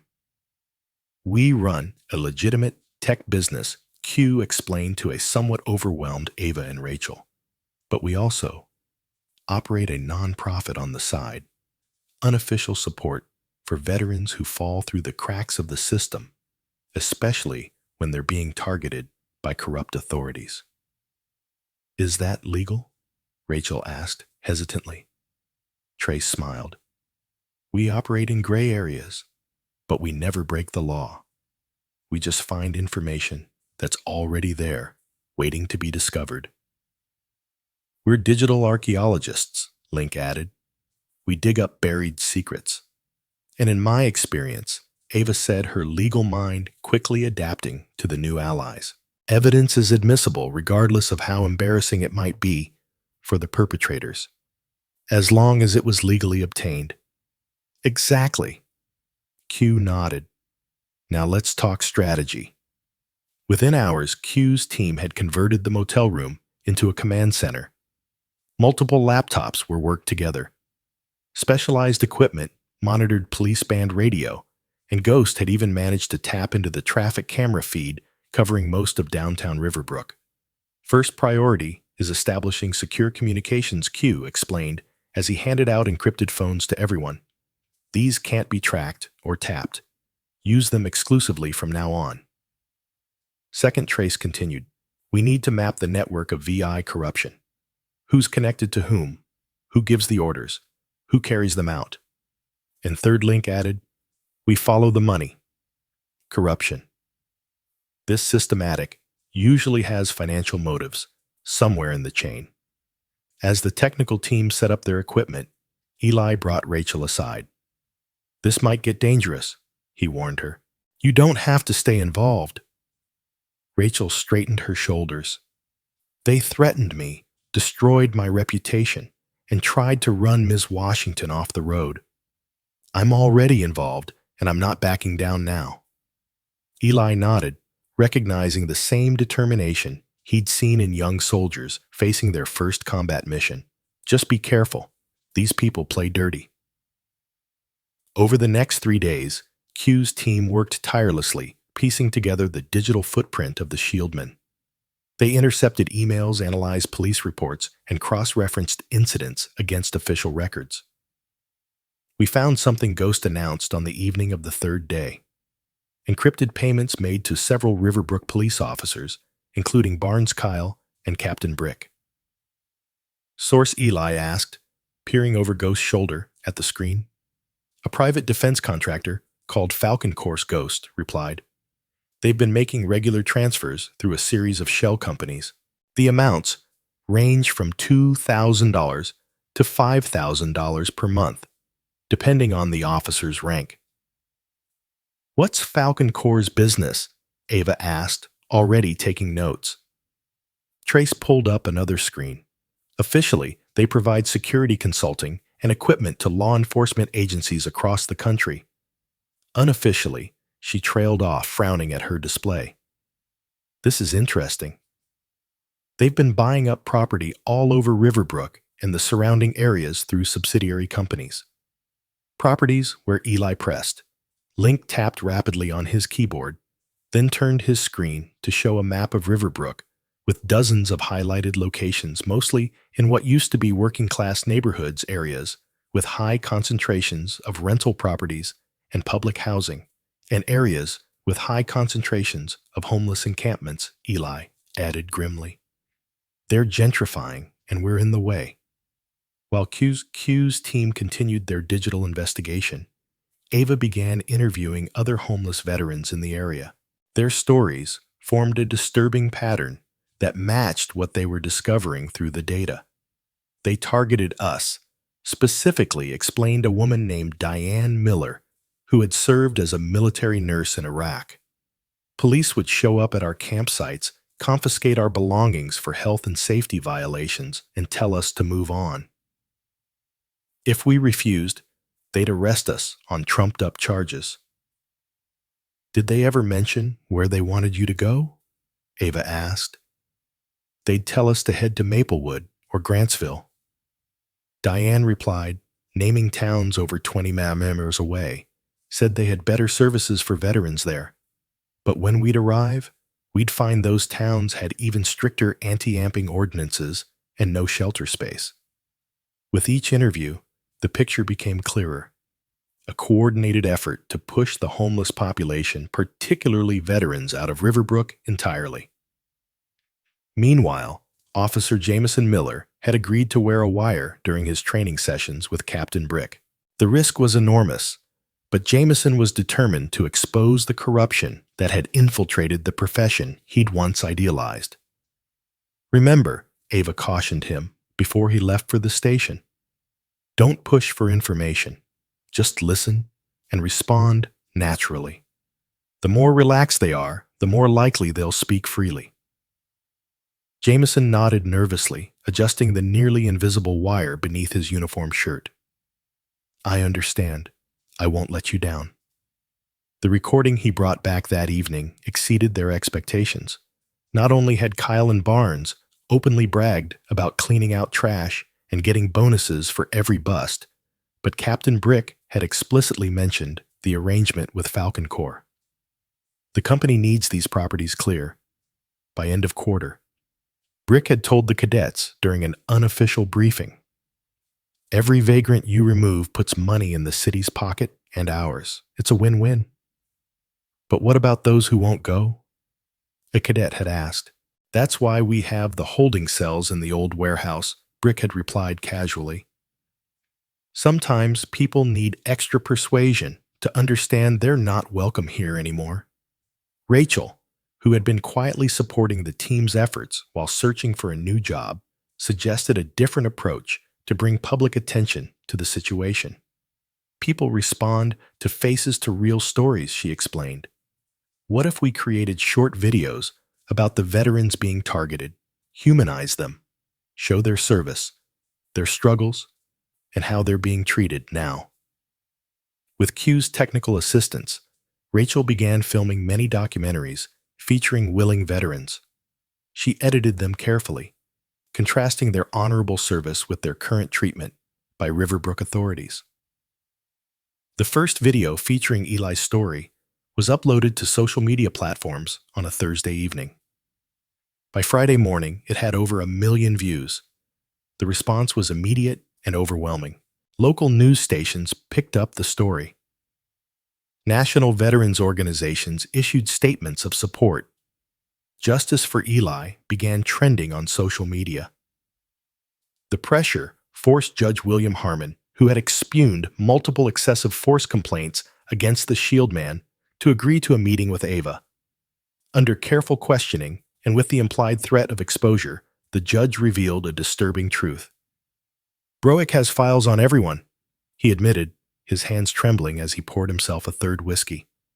He calls them cop files, dirt on judges, council members, business owners, anyone who might oppose him. He threatened to expose an affair I had years ago, said my family would be destroyed. So, you buried the complaints, Ava stated flatly. I did what I had to do to protect my family, the judge whispered. God help me. With each new piece of evidence, the team refined their plan to expose Brick and the entire Shieldman network. They would use live-stream testimony, hidden surveillance, and media attention to force accountability. We need to move quickly, Eli warned during their strategy session. The more pressure we apply, the more desperate they'll become. His words proved prophetic. That same afternoon, as Rachel left the motel to pick up lunch for the team, a police cruiser pulled alongside her. Officer Kyle stepped out, his face twisted in a mockery of a smile. Rachel Miller, he said, you're under arrest for interference with police business and tampering with evidence. That's ridiculous, Rachel protested, backing away. I haven't tampered with anything. Your video says otherwise, Barnes added, emerging from the driver's side. Get in the car now. Despite her protests, despite the broad daylight in the busy street, the officers forced Rachel into the cruiser and sped away. The abduction was captured by a traffic camera that Q's team had hacked into. Within minutes, Eli was organizing a response. They won't take her to the station, he said, his voice calm, but his eyes blazing with controlled fury. That would be too public now with all the attention. They'll take her to their off-the-books location, the warehouse Brick mentioned. Using the city's camera network, Q's team tracked the cruiser's movements to an abandoned industrial area on the outskirts of town. The vehicle disappeared into a dilapidated warehouse complex that had once housed a furniture manufacturing business. I need 4 volunteers, Eli said, his military training taking over as he formulated a rescue plan. Former combat veterans preferred. This is going to be dangerous, but we do this by the book. No weapons, no excessive force. Our job is extraction only. Get Rachel out safely." Within an hour, Eli had assembled a team of 5 veterans each with specialized skills from their military service. They approached the warehouse complex from different directions using hand signals and encrypted radio communications to coordinate their movements. Using thermal imaging equipment borrowed from Q's tech arsenal, they located 2 heat signatures in a small outbuilding, one seated and stationary, likely Rachel, and one moving around the confined space, presumably a guard. Eli led the approach, moving with the silent precision that had made him a legendary squad leader in Afghanistan. At his signal, 2 veterans created a diversion at the main entrance while Eli and the remaining 2 approached the outbuilding from the rear. The lock on the door was simple, quickly defeated by one of Eli's team.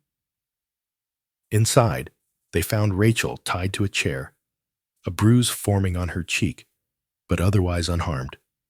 Officer Barnes sat nearby, seemingly waiting for further instructions.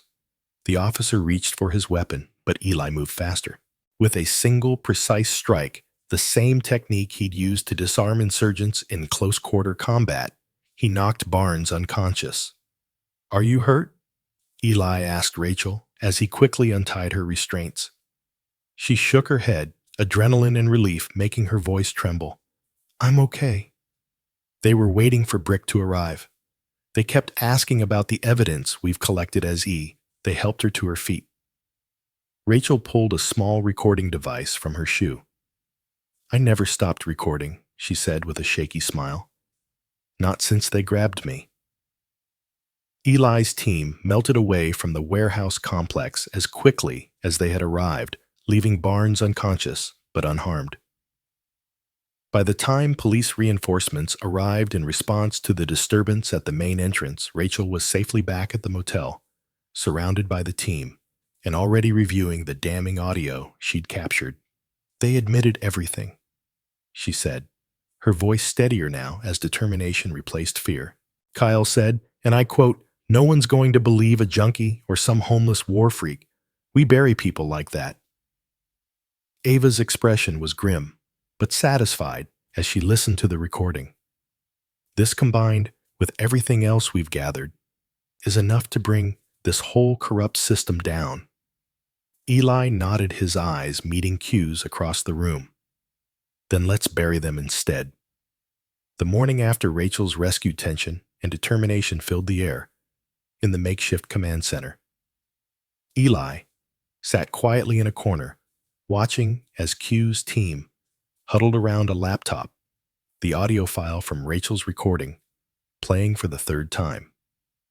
"No one's going to believe a junkie or some homeless war freak. We bury people like that." Kyle's voice, clear and unmistakable, echoed through the room. The casual cruelty in his tone made Rachel flinch despite herself. The bruise on her cheek had darkened overnight, a purple testament to what she'd endured. "This is solid gold," Q said, adjusting his wheelchair to face the group. "Combined with Jameson's recordings and the evidence we've already gathered, it's enough to blow this whole operation wide open." Ava nodded, her legal mind already mapping out the case. The explicit admission of targeting homeless individuals, especially veterans, constitutes a clear civil rights violation. Add the financial paper trail connecting Falcon Corps to the police department, and we have the makings of a RICO case. What matters now is timing. Eli said, his voice quiet but commanding immediate attention. "We need to move before they realize how much we know." The team worked through the morning analyzing the data they'd collected. By early afternoon, Ghost emerged from his digital excavation with a breakthrough. "I've cracked into a hidden server," he announced, waving the others over to his screen.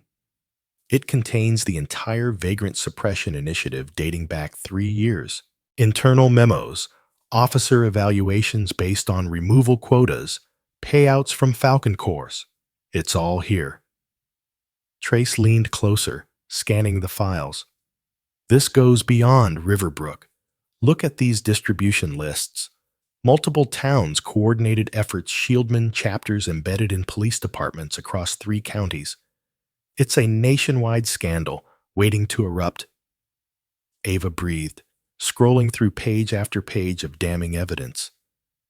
They've been systematically targeting minorities, veterans, and activists under the guise of community stability, and Falcon Corps has been funding it all. But why? Rachel asked, still trying to process the scale of the corruption. Why would a defense contractor care about homeless people in small towns? Property values, Eli answered grimly. Look at the development plans in these files. Falcon Corps' subsidiary companies have been buying up properties in cleaned areas at bargain prices, then flipping them for massive profits once the undesirable elements are gone. The revelation hit Rachel hard. She'd witnessed the changing face of her hometown over the past few years. Coffee shops replacing diners, luxury condos rising where affordable housing once stood, but had never connected it to the increasing aggression toward the homeless community. My brother was part of this, she said, her voice breaking slightly. He must have known. As if summoned by her words, there was a knock at the door. Q quickly switched the monitors to an innocuous screen while Eli moved to answer it, one hand discreetly reaching for the knife at his ankle.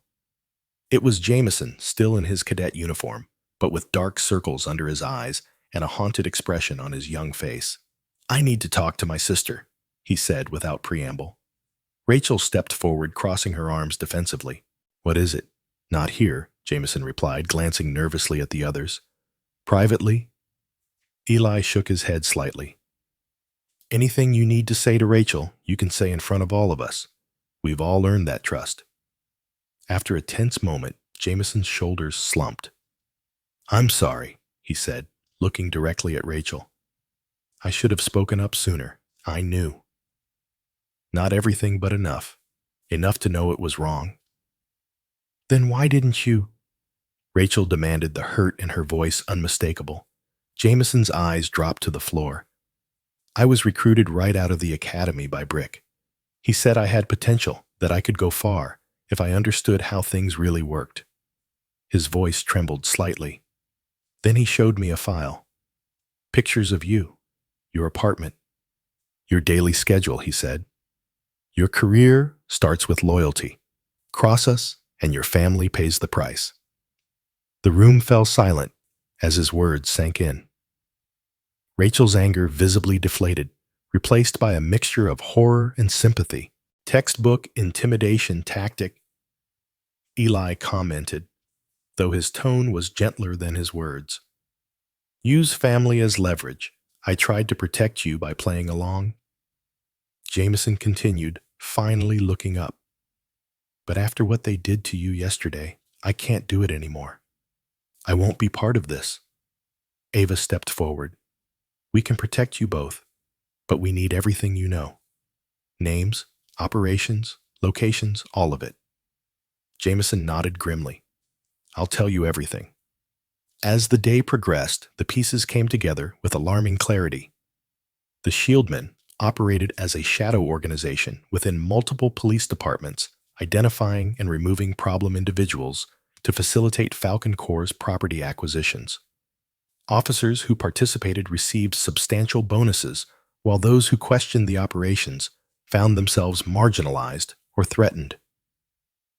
In the late afternoon, Eli excused himself from the group. He needed time alone to process what they'd uncovered, to prepare himself for what was coming next. He walked to a small memorial park downtown, where a wall honored fallen soldiers from the area. His fingers traced over a familiar name etched in the polished stone. Malik Johnson, his best friend, his brother in all but blood, who had died in the ambush in Kandahar the same day Eli had saved General Whitaker. This time, we make it count, Eli whispered to the silent stone. This time we finish the mission. He was so absorbed in his thoughts that he almost missed the black SUV that drove slowly past the park entrance, the driver watching him with deliberate intensity. But the instincts honed through years of combat and survival kicked in. Something was wrong. Eli hurried back to the motel, arriving just in time to see several police vehicles with flashing lights surrounding the building. Officers in tactical gear were already entering the room where Q's equipment was set up. Staying out of sight, Eli called Q's encrypted phone. "They're raiding us," Q answered immediately, his voice tense but controlled. "Anonymous tip about suspicious computer activity. They're claiming we're hackers threatening national security." "Everyone okay?" Eli asked, watching as officers emerged with laptops and equipment. "They roughed us up a bit. I got a fractured arm when they flipped my wheelchair. Trace and Ghost are fine. They're taking our gear, but we prepped for this. Everything's been uploaded to secure servers they can't access." "Where's Rachel?" "She and Ava were out getting food when it happened. Link is with them. Jameson was here. They arrested him for interfering with police operations. Eli Berderick was leading the raid personally. This is getting dangerous fast." "Stay low," Eli advised. "I'll contact you through the backup channels." He ended the call, just as a hand closed on his shoulder. Spinning around, he found himself face to face with Rachel, her eyes wide with fear. "They took everything," she gasped. "All our evidence, all Q's equipment, not everything," Eli assured her calmly. "Q's team planned for this. The raid just confirms we're on the right track. They're scared." Ava joined them, her expression grim but determined. "We need to accelerate our timeline. Rachel's next video needs to go live tonight. It has to show the raid, expose the Shield Man, and lay out Brick's connections to Falcon Corps. Can we do that without Q's equipment?" Rachel asked anxiously. Link emerged from around the corner, a slim laptop under his arm. "Always have a backup," he said with a tight smile. "I was carrying this when the raid happened. It has everything we need." That night, working from a new location, a vacant apartment owned by one of Eli's veteran contacts, they finalized and uploaded Rachel's most powerful video yet. It detailed the raid, explained the Shield Man's operations, and included edited portions of the audio recordings that exposed Brick's illegal activities. The public response was immediate and overwhelming. By morning, the video had gone viral, with millions of views and thousands of shares. Justice for Eli began trending nationally. Local news stations picked up the story, and by mid-afternoon, even national media outlets were covering the scandal. Ava's phone rang constantly with calls from state senators, investigative journalists, and civil rights groups offering support and resources. The movement they'd started was gaining unstoppable momentum. "It's working," Rachel said, amazed as she scrolled through the responses pouring in. "People are listening. They believe us. Truth has power," Eli replied simply. "Especially when it's been buried for so long. The pressure was taking its toll on the Shield Man." By evening, reports came in that Officer Barnes, now suspended pending investigation, had contacted Brick with an offer to testify in exchange for immunity. "He's panicking," Ava noted. "They all are. When corrupt systems start to collapse, it's always the same. Everyone scrambles to save themselves."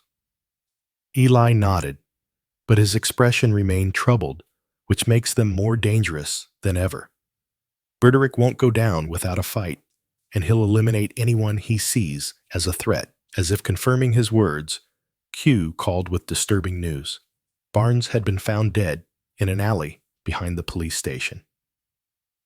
An apparent drug overdose, according to the preliminary report. "Convenient timing," Q remarked darkly, "especially since the body was found without the wire he was supposedly wearing when he met with Berderick." "They're eating their own," Eli told Ava grimly. "The walls are closing in, and Brick is tying up loose ends." That night, after the others had finally succumbed to exhaustion, Eli sat alone by the window, watching the quiet street below. He pulled out his phone and dialed a number he hadn't used in years. "It's Turner," he said when the call connected. "I need the old squad, all of them. I'm in the middle of something big, and it's about to get bigger." The voice on the other end was silent for a moment, then just like forward base victory. Eli's mind flashed back to their darkest days in Afghanistan, surrounded, outgunned, but refusing to surrender. "Exactly like that," he confirmed. "We need eyes, ears, and boots on the ground, and we need them now. Consider it done," the voice replied. "The old squad is coming."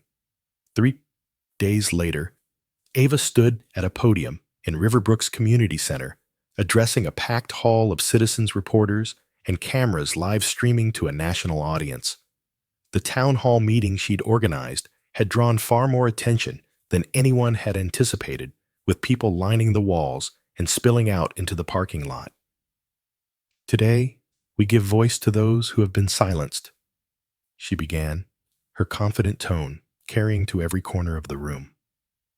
"Today, we shine light on a darkness that has been allowed to grow within our justice system." In the front row sat Eli, Rachel, and Jameson, along with several other victims of the Shieldman's targeting. Q and his team managed the technical aspects of the event from a control room they'd set up in the back.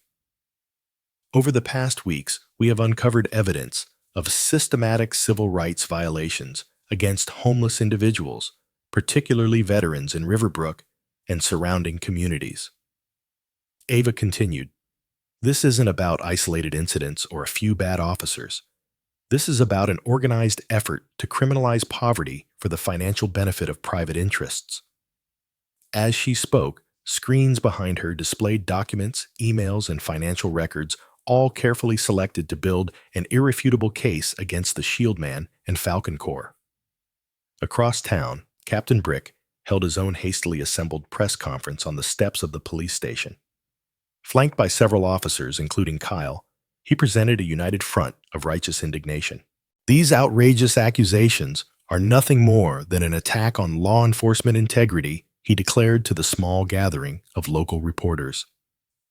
"Elijah Turner is a dangerous, unstable vagrant with delusions of grandeur, manipulating public sympathy with false claims and doctored evidence." But Brick's audience was dwindling by the minute as reporters received alerts about the bombshell testimonies being delivered at Ava's town hall. One by one, they slipped away to cover the bigger story, leaving Brick shouting his denials to an increasingly empty space. Back at the community center, Rachel took the podium, her voice steady despite her nervousness. "I grew up in Riverbrook. I've worked at the Red Rail Diner since I was 19. I always believed our police were here to protect all of us." She touched the faded bruise on her cheek. "But when I saw officers, Barnes and Kyle, assault a man for simply existing in a public space, when I heard them mock his military service, when they threatened me for trying to help him, I couldn't stay silent anymore."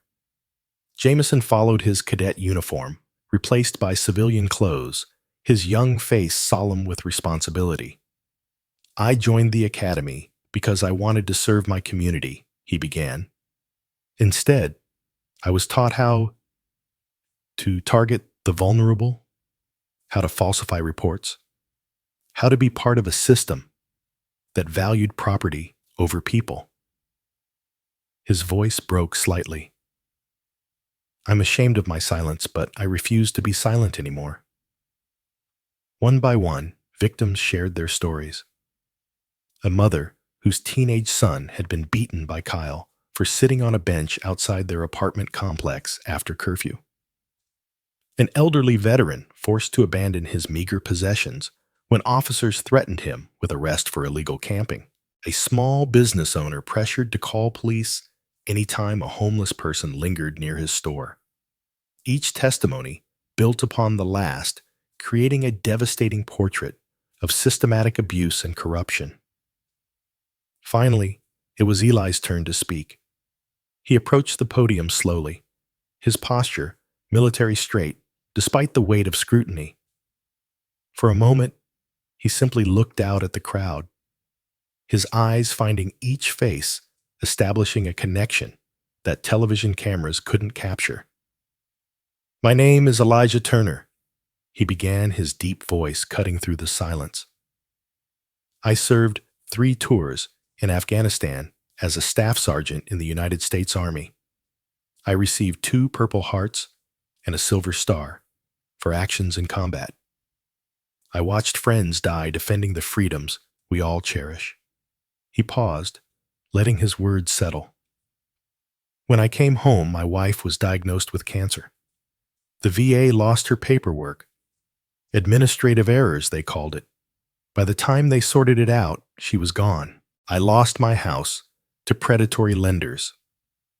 I lost my job when the PTSD made it impossible to function in a corporate environment. And when I had nowhere else to go, I became invisible, except to those who saw me as a problem to be eliminated." The hall was utterly silent, every person hanging on his words. "But I never lost my oath to support and defend the Constitution against all enemies, foreign and domestic." What we've uncovered here in Riverbrook isn't just about homeless veterans being harassed. It's about the corruption of the principles this country was founded upon. It's about justice being sold to the highest bidder. As Eli continued his powerful testimony, Q's team executed the final phase of their plan. They hacked into the Shieldman's internal communication system, bypassing the security measures and accessing hours of recorded conversations and body camera footage that had never appeared in official reports. On giant screens throughout the hall and on the live stream being watched by millions across the country. Damning footage began to play. Kyle and Barnes using racial slurs while discussing vagrant removal. Burdrick instructing officers on how to clean house before Falcon Corps' inspections. Officers laughing about planting evidence on troublesome homeless to ensure longer jail sentences. The audience gasped collectively. Several people began to weep. Others shouted in anger. In that moment, the Shieldman's facade of respectability shattered beyond repair. By that evening, the Department of Justice had officially announced a federal investigation into the Riverbrook Police Department and the Shieldman network. Whistleblowers were offered immunity in exchange for cooperation. Ava worked tirelessly to ensure Jameson would be protected under these provisions. The local sheriff, desperate to distance himself from the scandal, placed Captain Brick and Officer Kyle on administrative leave pending the outcome of the eye investigation. But by then, Brick had already gone underground. "He's running," Q informed the team as they gathered in their new headquarters, a small office above a veteran-owned coffee shop downtown. "Our sources spotted him withdrawing large amounts of cash from 3 different banks yesterday. He's preparing to disappear." "Can we track him?" Ava asked the legal prosecutor in her unwilling to let Brick escape justice. "We're trying," Link replied, gesturing to his monitors, where surveillance programs tracked credit card activities and traffic camera footage. "But he's being careful, using burner phones, cash only staying off main roads." Eli exchanged a look with Q. "He'll contact Falcon Corps," Eli predicted. "He has too much dirt on them to be left hanging. He'll demand an escape route in exchange for his silence. But will they help him?" Rachel wondered, "or cut their losses?" Her question was answered the next morning when Officer Barnes was found dead in an alley behind a bar frequented by police officers.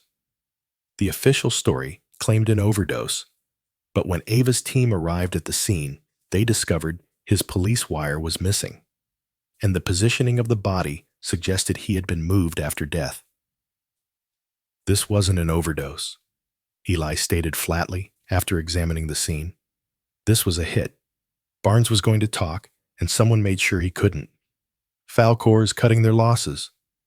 Q agreed grimly. "Bro's next if they can find him." The team redoubled their efforts to locate Brick before either Falcon Corsoratives or federal agents could reach him. Eli knew that Brick's testimony would be crucial to exposing the full extent of the corruption and potentially to saving other lives targeted by the Shield men. It was at this critical juncture that reinforcements arrived. Samir Wrench.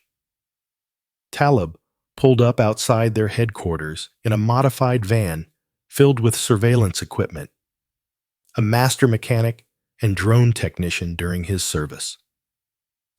Wrench had an uncanny ability to build or fix anything with moving parts. Dasan Echo Rivers arrived next, his rental car unremarkable but his skills extraordinary. As the unit's intelligence and reconnaissance specialist, Echo could blend into any environment, extract information from the most reluctant sources, and disappear without leaving a trace. Finally, Clarissa Doc Holloway appeared carrying 2 large medical bags and the calm competence that had made her an exceptional combat medic. Now, a trauma counselor specializing in PTSD, Doc brought both physical and psychological expertise to the team. The reunion of Eli's former squad was brief but emotional. Tight hugs, firm handshakes, and the wordless communication of those who had faced death together. No explanations were needed. They had come because Eli had called, and that was enough. Sitrep Echo asked immediately, shifting to operational mode. Eli laid out the situation with military precision, the corruption they'd uncovered, the evidence they'd gathered, the targets they were tracking, and the immediate objective of locating Broddick before he either escaped or became another accidental casualty. "We'll need full surveillance coverage," Eli continued. "Wrench, can you get eyes in the sky?" Wrench grinned, patting a custom case beside him. "Got 3 drones ready to deploy. High-altitude thermal imaging encrypted feeds. Nothing moves in this town without us seeing it. Echo, I need you to tap your contacts in the private security world. Falcon Corps has to be using local assets for cleanup operations." Echo nodded, already on it. "Got 2 names from old Blackwater buddies who've gone corporate. They're operating out of a motel on the north side. Doc, we may have casualties. Both Rachel and Q have already been targeted. We need medical support on standby." "I've got everything from bandages to battlefield surgery," Doc assured him. "And I've set up connections with trusted medical staff at the county hospital if we need more. And I've been coordinating with my legal team in D.C. Ava added, "We have federal prosecutors standing by and witness protection arrangements for anyone who needs it." Together, they transformed the small town into a fortress of truth and resistance. Veterans from surrounding communities, inspired by Eli's story and Rachel's videos, volunteered to serve as security for key witnesses. Local business owners, once afraid to speak out, now openly displayed support for the investigation. A network of safe houses was established. Communication protocols were implemented. The community that had once looked away from injustice was now actively working to expose it. 2 days later, Wrench's surveillance drone captured crucial footage. Captain Brick sneaking into a private airfield outside town under cover of darkness, carrying a duffel bag that appeared to be filled with cash. "He's making a run for it," Echo confirmed after reviewing the footage. "That's a charter plane registered to a shell company we've linked to Falcon Corps. Scheduled departure is over 400 hours. Eli checked his watch. They had less than 3 hours. "This is our chance," he said, looking around at the determined faces of his team. Both old comrades and new allies united in purpose. "We end this tonight. How do we play it?" Q asked, already pulling up the airfield schematics on his computer. "We could alert the feds," Ava suggested. "Have them waiting when he arrives." Eli shook his head slightly. "Too risky. If Broddick sees a police presence, he'll go to ground, and if Falcon Corps has inside connections with federal agencies, which we suspect they do, they might get tipped off." "So what's the alternative?" Rachel asked. Eli's expression was calm but resolute. "I go in alone, one-on-one, me and Brick. That's too dangerous, Doc protested immediately. He's desperate, probably armed. And I'm a combat veteran who knows exactly what I'm doing, Eli countered. Brick doesn't want a confrontation. He wants escape. I just need to delay him until our federal contacts arrive. After heated debate, a compromise was reached. Eli would make the initial approach with Echo, providing sniper overwatch from a nearby hangar. Wrench would pilot drones to monitor the perimeter, while Doc and Q coordinated from a mobile command post half a mile away. Ava would have federal agents on standby, ready to move in on her signal.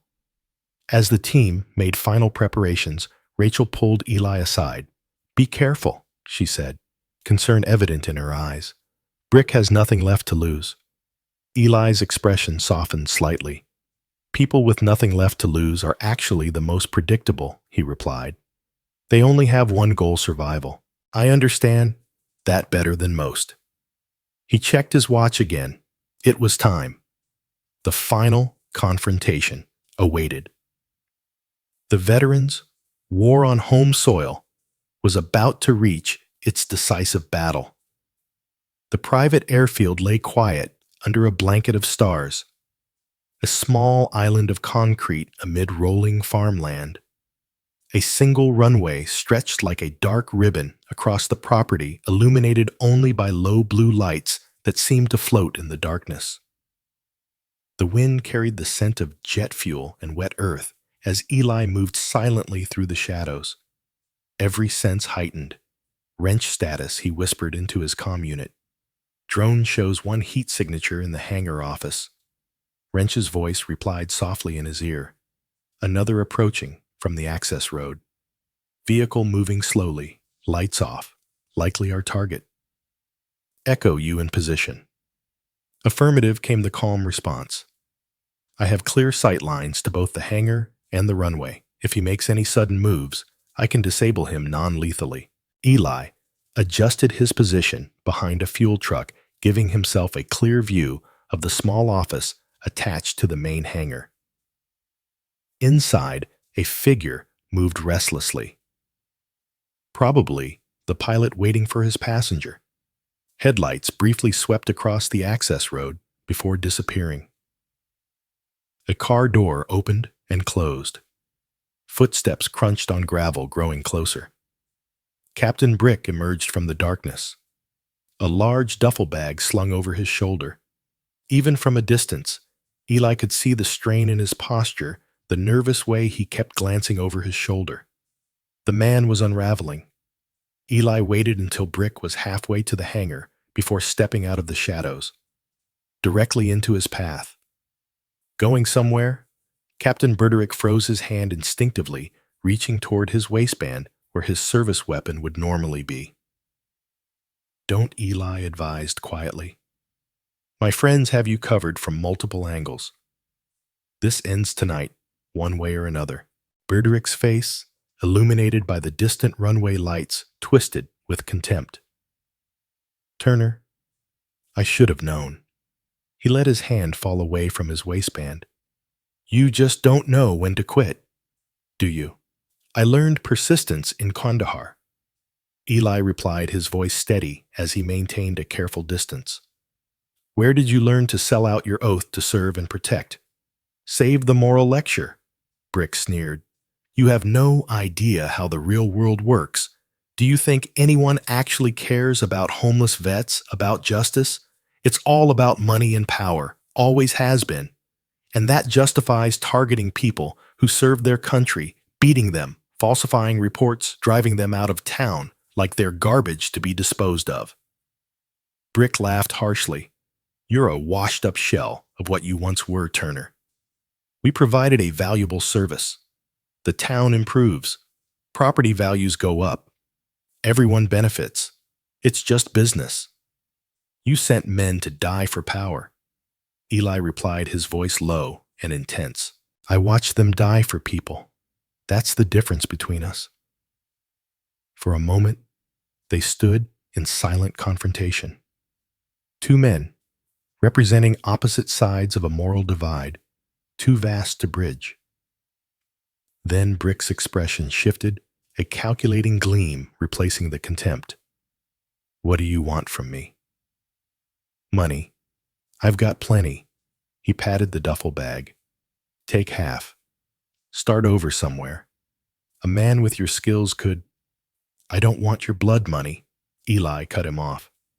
"I want justice for every person you and your shield men targeted," Justice Brick repeated mockingly. "There's no justice in this world, Turner. Only winners and losers, and I don't intend to lose." With surprising speed for a man his age, Brick reached into his jacket and pulled out a small pistol. But before he could aim, floodlights suddenly illuminated the airfield, temporarily blinding both men. "Federal agents, drop your weapon," a voice commanded through a loudspeaker. In the confusion, Brick swung his gun toward Eli. Desperation, overtaking reason. Echo's shot rang out from his position, precise, controlled, hitting Brick's shoulder. The captain cried out in pain, his weapon falling to the tarmac. Within seconds, federal agents swarmed the airfield, converging on their location with weapons drawn. Ava emerged from one of the vehicles, flanked by two senior agents. "I thought we agreed to wait for my signal," Eli said as she approached. Though there was no real reproach in his tone. "Plans changed when he pulled that gun," Ava replied. "I wasn't about to let him shoot you." As agents secured Brick and read him his rights, they cataloged the contents of his duffel bag, nearly $500,000 in cash, 3 fake passports, and a flash drive that likely contained insurance against Falcon Corps' betrayal.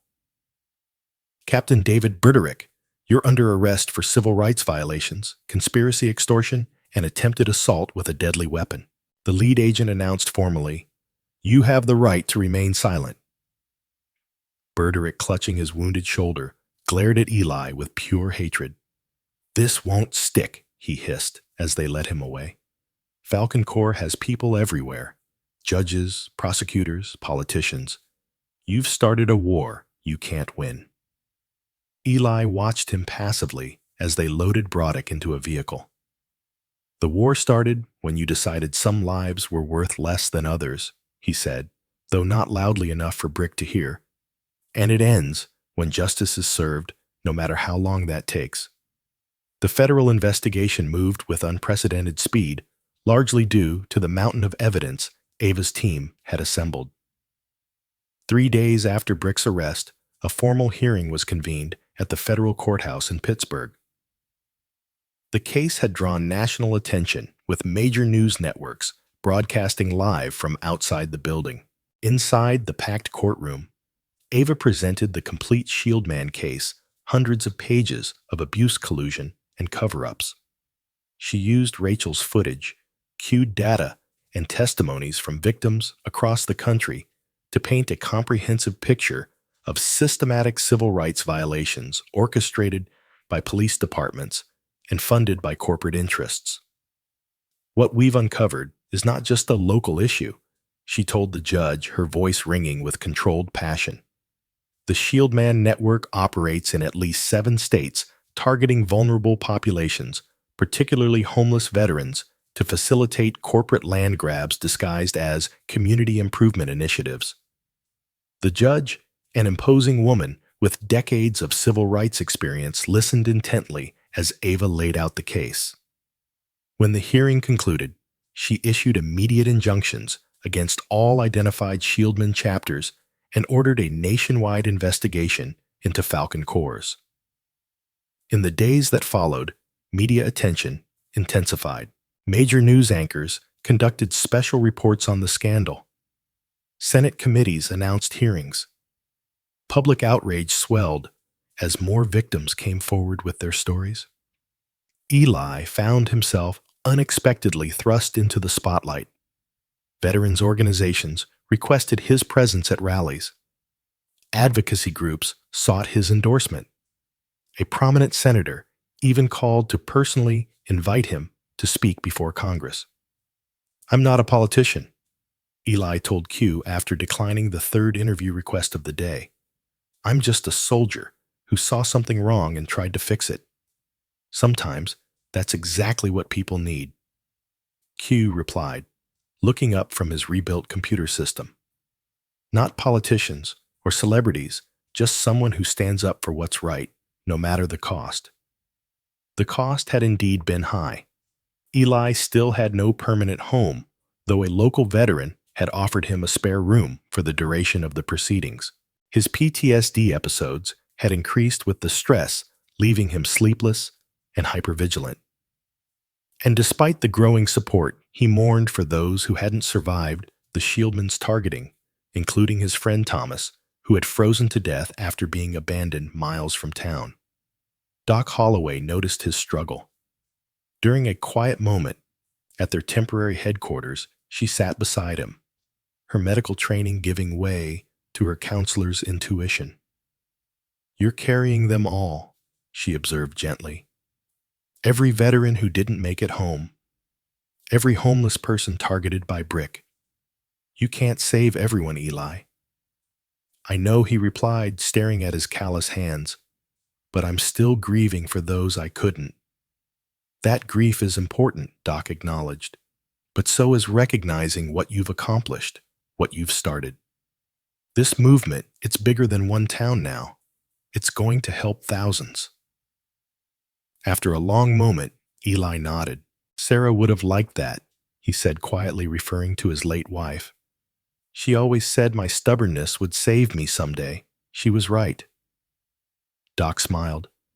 "And now it's saving others too." The next morning, Eli received a formal request to address a joint congressional committee on veteran homelessness and police reform. Initially, he refused, still grieving, still preferring to work behind the scenes. But after heart-to-heart conversations with Doc and Rachel, he reconsidered. "This isn't about you," Rachel reminded him. "It's about using your voice for those who still don't have one." When Eli finally took the podium in Washington, D.C., his speech was fiery and powerful. Dressed in a donated suit, but standing with military bearing, he addressed the packed chamber with unflinching honesty. "I stand before you not as a hero, but as a witness."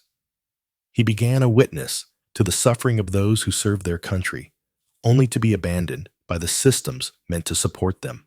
A witness to the corruption that values profit over human dignity.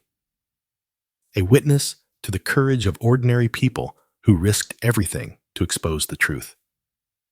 He called for comprehensive veteran housing reform, mandatory oversight for police departments, and legal protection for whistleblowers. He named those who had died on the streets, reading a list of 23 veterans who had perished in Riverbrook alone over the past 5 years. "Their deaths were not inevitable," he said, his voice thick with emotion. "They were the result of choices. Choices made by individuals who decided some lives matter less than others, and choices made by institutions that looked the way rather than confront uncomfortable truths." When he finished, the room erupted in a standing ovation.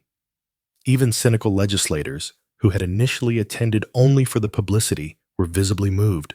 The committee chairman immediately called for emergency funding for veteran support programs and promised swift legislative action on police reform. Back in Riverbrook, changes were already taking place. The Red Rail Diner reopened under new management. The previous owner, having been implicated in collaborating with the Shield Man to report homeless disturbances.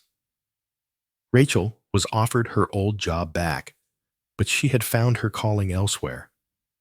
"I'm opening a nonprofit cafe," she told Eli during a video call, her excitement palpable even through the screen. "We'll employ homeless veterans, provide job training, and serve as a community hub for support services. Would you help me paint the walls when you get back?" Eli smiled, a rare, genuine expression that transformed his weathered face. "I'd be honored," Jameson, after providing crucial testimony against Brick and several other shieldmen, entered a rehabilitation program for the trauma he'd endured during his police training. Later, he joined AA's team as a full-time investigator, using his inside knowledge to help identify and expose corrupt practices in other departments. The Falcon Corps scandal continued to expand, Their CEO was indicted on multiple federal charges. Their stock plummeted as investors fled. Class action lawsuits were filed on behalf of communities targeted by their gentrification schemes. And throughout it all, the movement that had begun with a confrontation at a small-town diner continued to grow. A grassroots campaign for dignity, justice, and second chances that transcended political divisions and united people across the country. One evening, exactly 6 months after the incident at the Red Rail Diner, Eli walked through the same snowy street where his story had begun. But now, instead of the worn military jacket and frayed pants, he wore a sharp charcoal suit donated by a veterans support group. His posture was upright, his gaze clear, his steps purposeful. As he passed a young homeless veteran huddled in a doorway, a man recently returned from overseas, still shell-shocked and disoriented. Eli paused. He knelt beside the young man, meeting his eyes with understanding. Few others could offer. "I've been where you are," he said softly, extending his hand, "and I can show you a way forward, if you're willing to take it." 1 year after Eli Turner first walked into the Red Rail Diner, Riverbrook had transformed. The small town that had once systematically persecuted its homeless population now stood as a national model for veteran support and community integration. Large crowd gathered in the morning sunshine for the dedication of the Turner Veterans Community Center, a renovated factory building that now housed transitional apartments, mental health services, job training facilities, and a medical clinic specifically designed for veterans' needs. Q led the ceremony from his wheelchair, his health fully restored after the injuries sustained during the police raid. Children from the Sense After-School program surrounded him, wearing T-shirts emblazoned with Veterans for Justice across the front. Today, we celebrate not just a building. Q addressed the assembled crowd, but the birth of a movement. A year ago, one man refused to be silenced. Today, thousands stand with him, demanding dignity and justice for those who served. In the front row sat General Whitaker, now serving as a special advisor to the President's Commission on Veteran Homelessness. Beside him, Ava smiled proudly. Her work on the Shieldman case, having culminated in landmark legislation named the Dignity Act, providing unprecedented protections for homeless individuals nationwide. Eli stood slightly apart from the crowd, uncomfortable with being the center of attention, but deeply moved by what his stand had accomplished. Children played freely in what had once been an abandoned lot, now transformed into a vibrant community garden.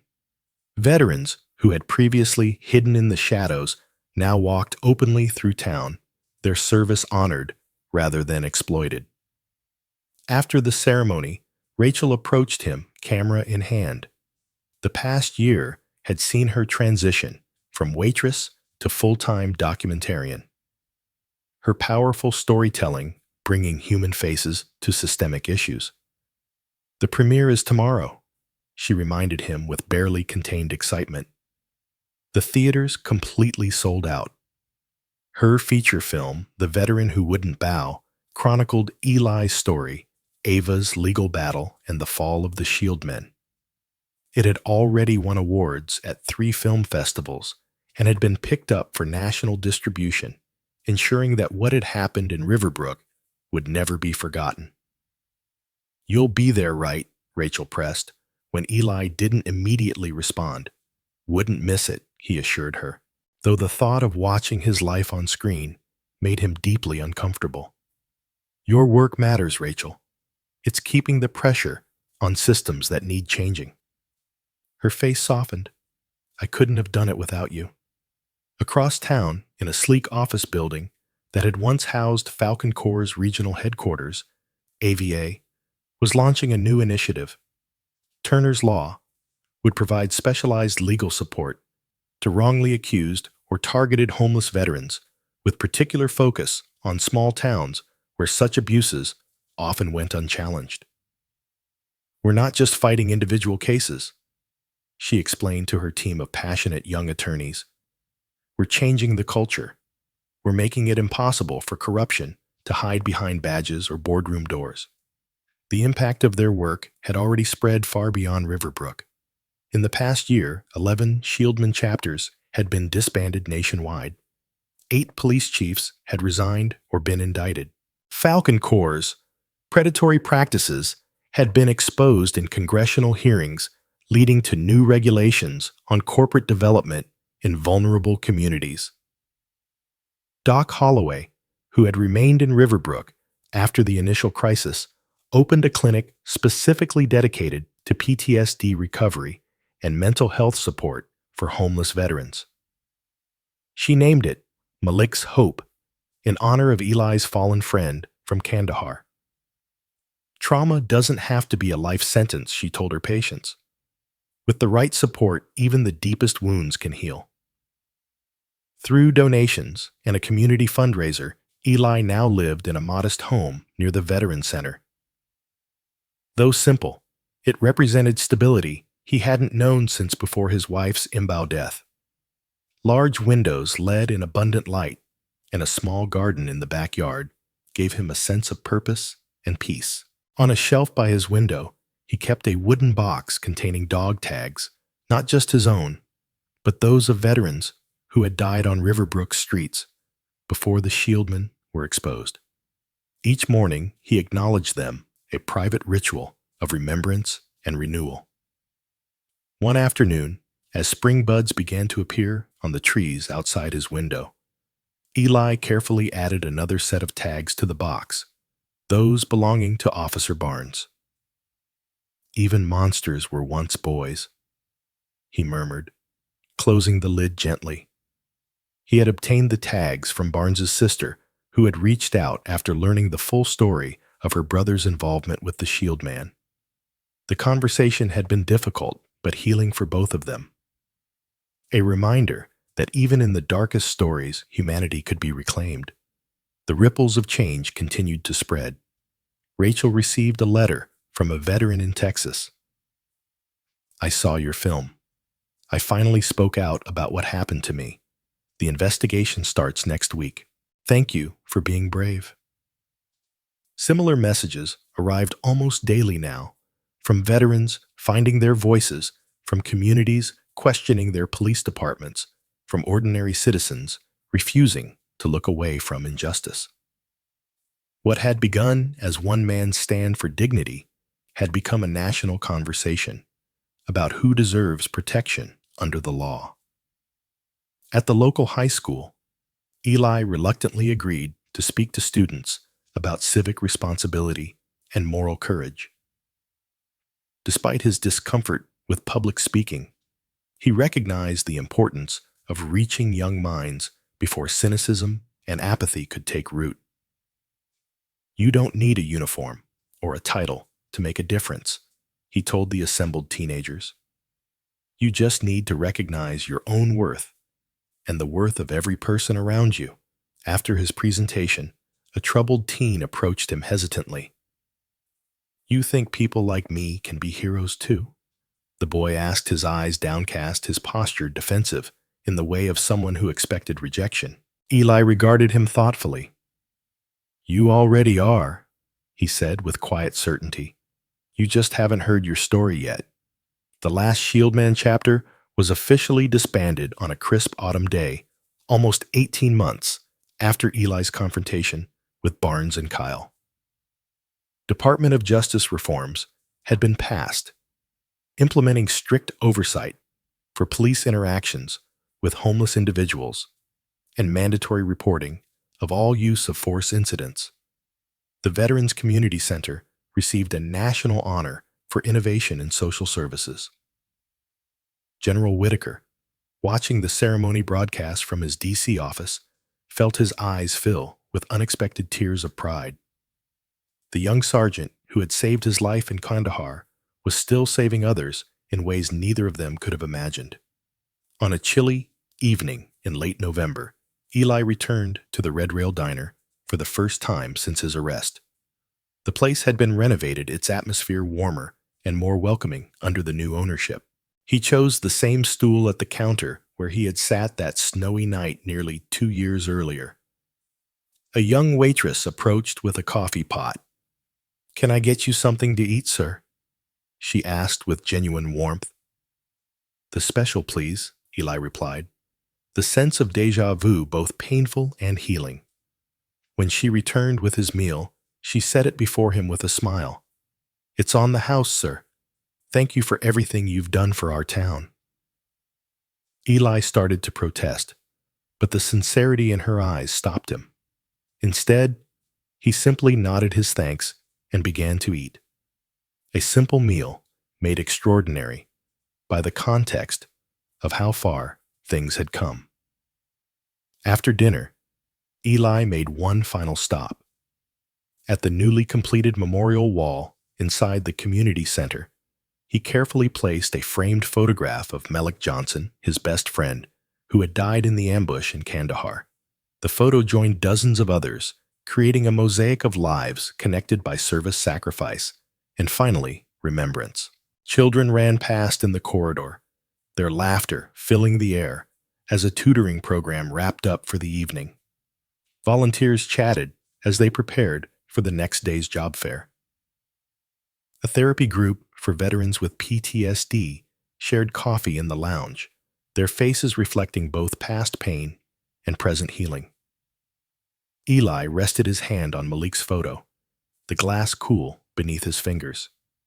"We're finally home," he whispered, the words meant for his friend, but encompassing all they had fought for, all they had lost, and all that had unexpectedly been gained. As he stepped outside into the fading light, Eli took a deep breath of the crisp evening air. For the first time in years, the weight of grief and rage that had driven him no longer pressed quite so heavily on his shoulders. In its place was something quieter, but more enduring, a sense of purpose, fulfilled, of wounds slowly healing, of peace, hard won, but finally within reach. The sun set over Riverbrook, casting long shadows across streets that had once been battlegrounds and were now pathways to redemption. Eli Turner walked toward home, his steps steady, his head high, his heart at last beginning to find its way back to the light. What would you do if you witnessed someone being mistreated? Would you be brave enough to make the call that changes everything? If this story moved you, like and subscribe for more powerful tales of courage in the face of injustice.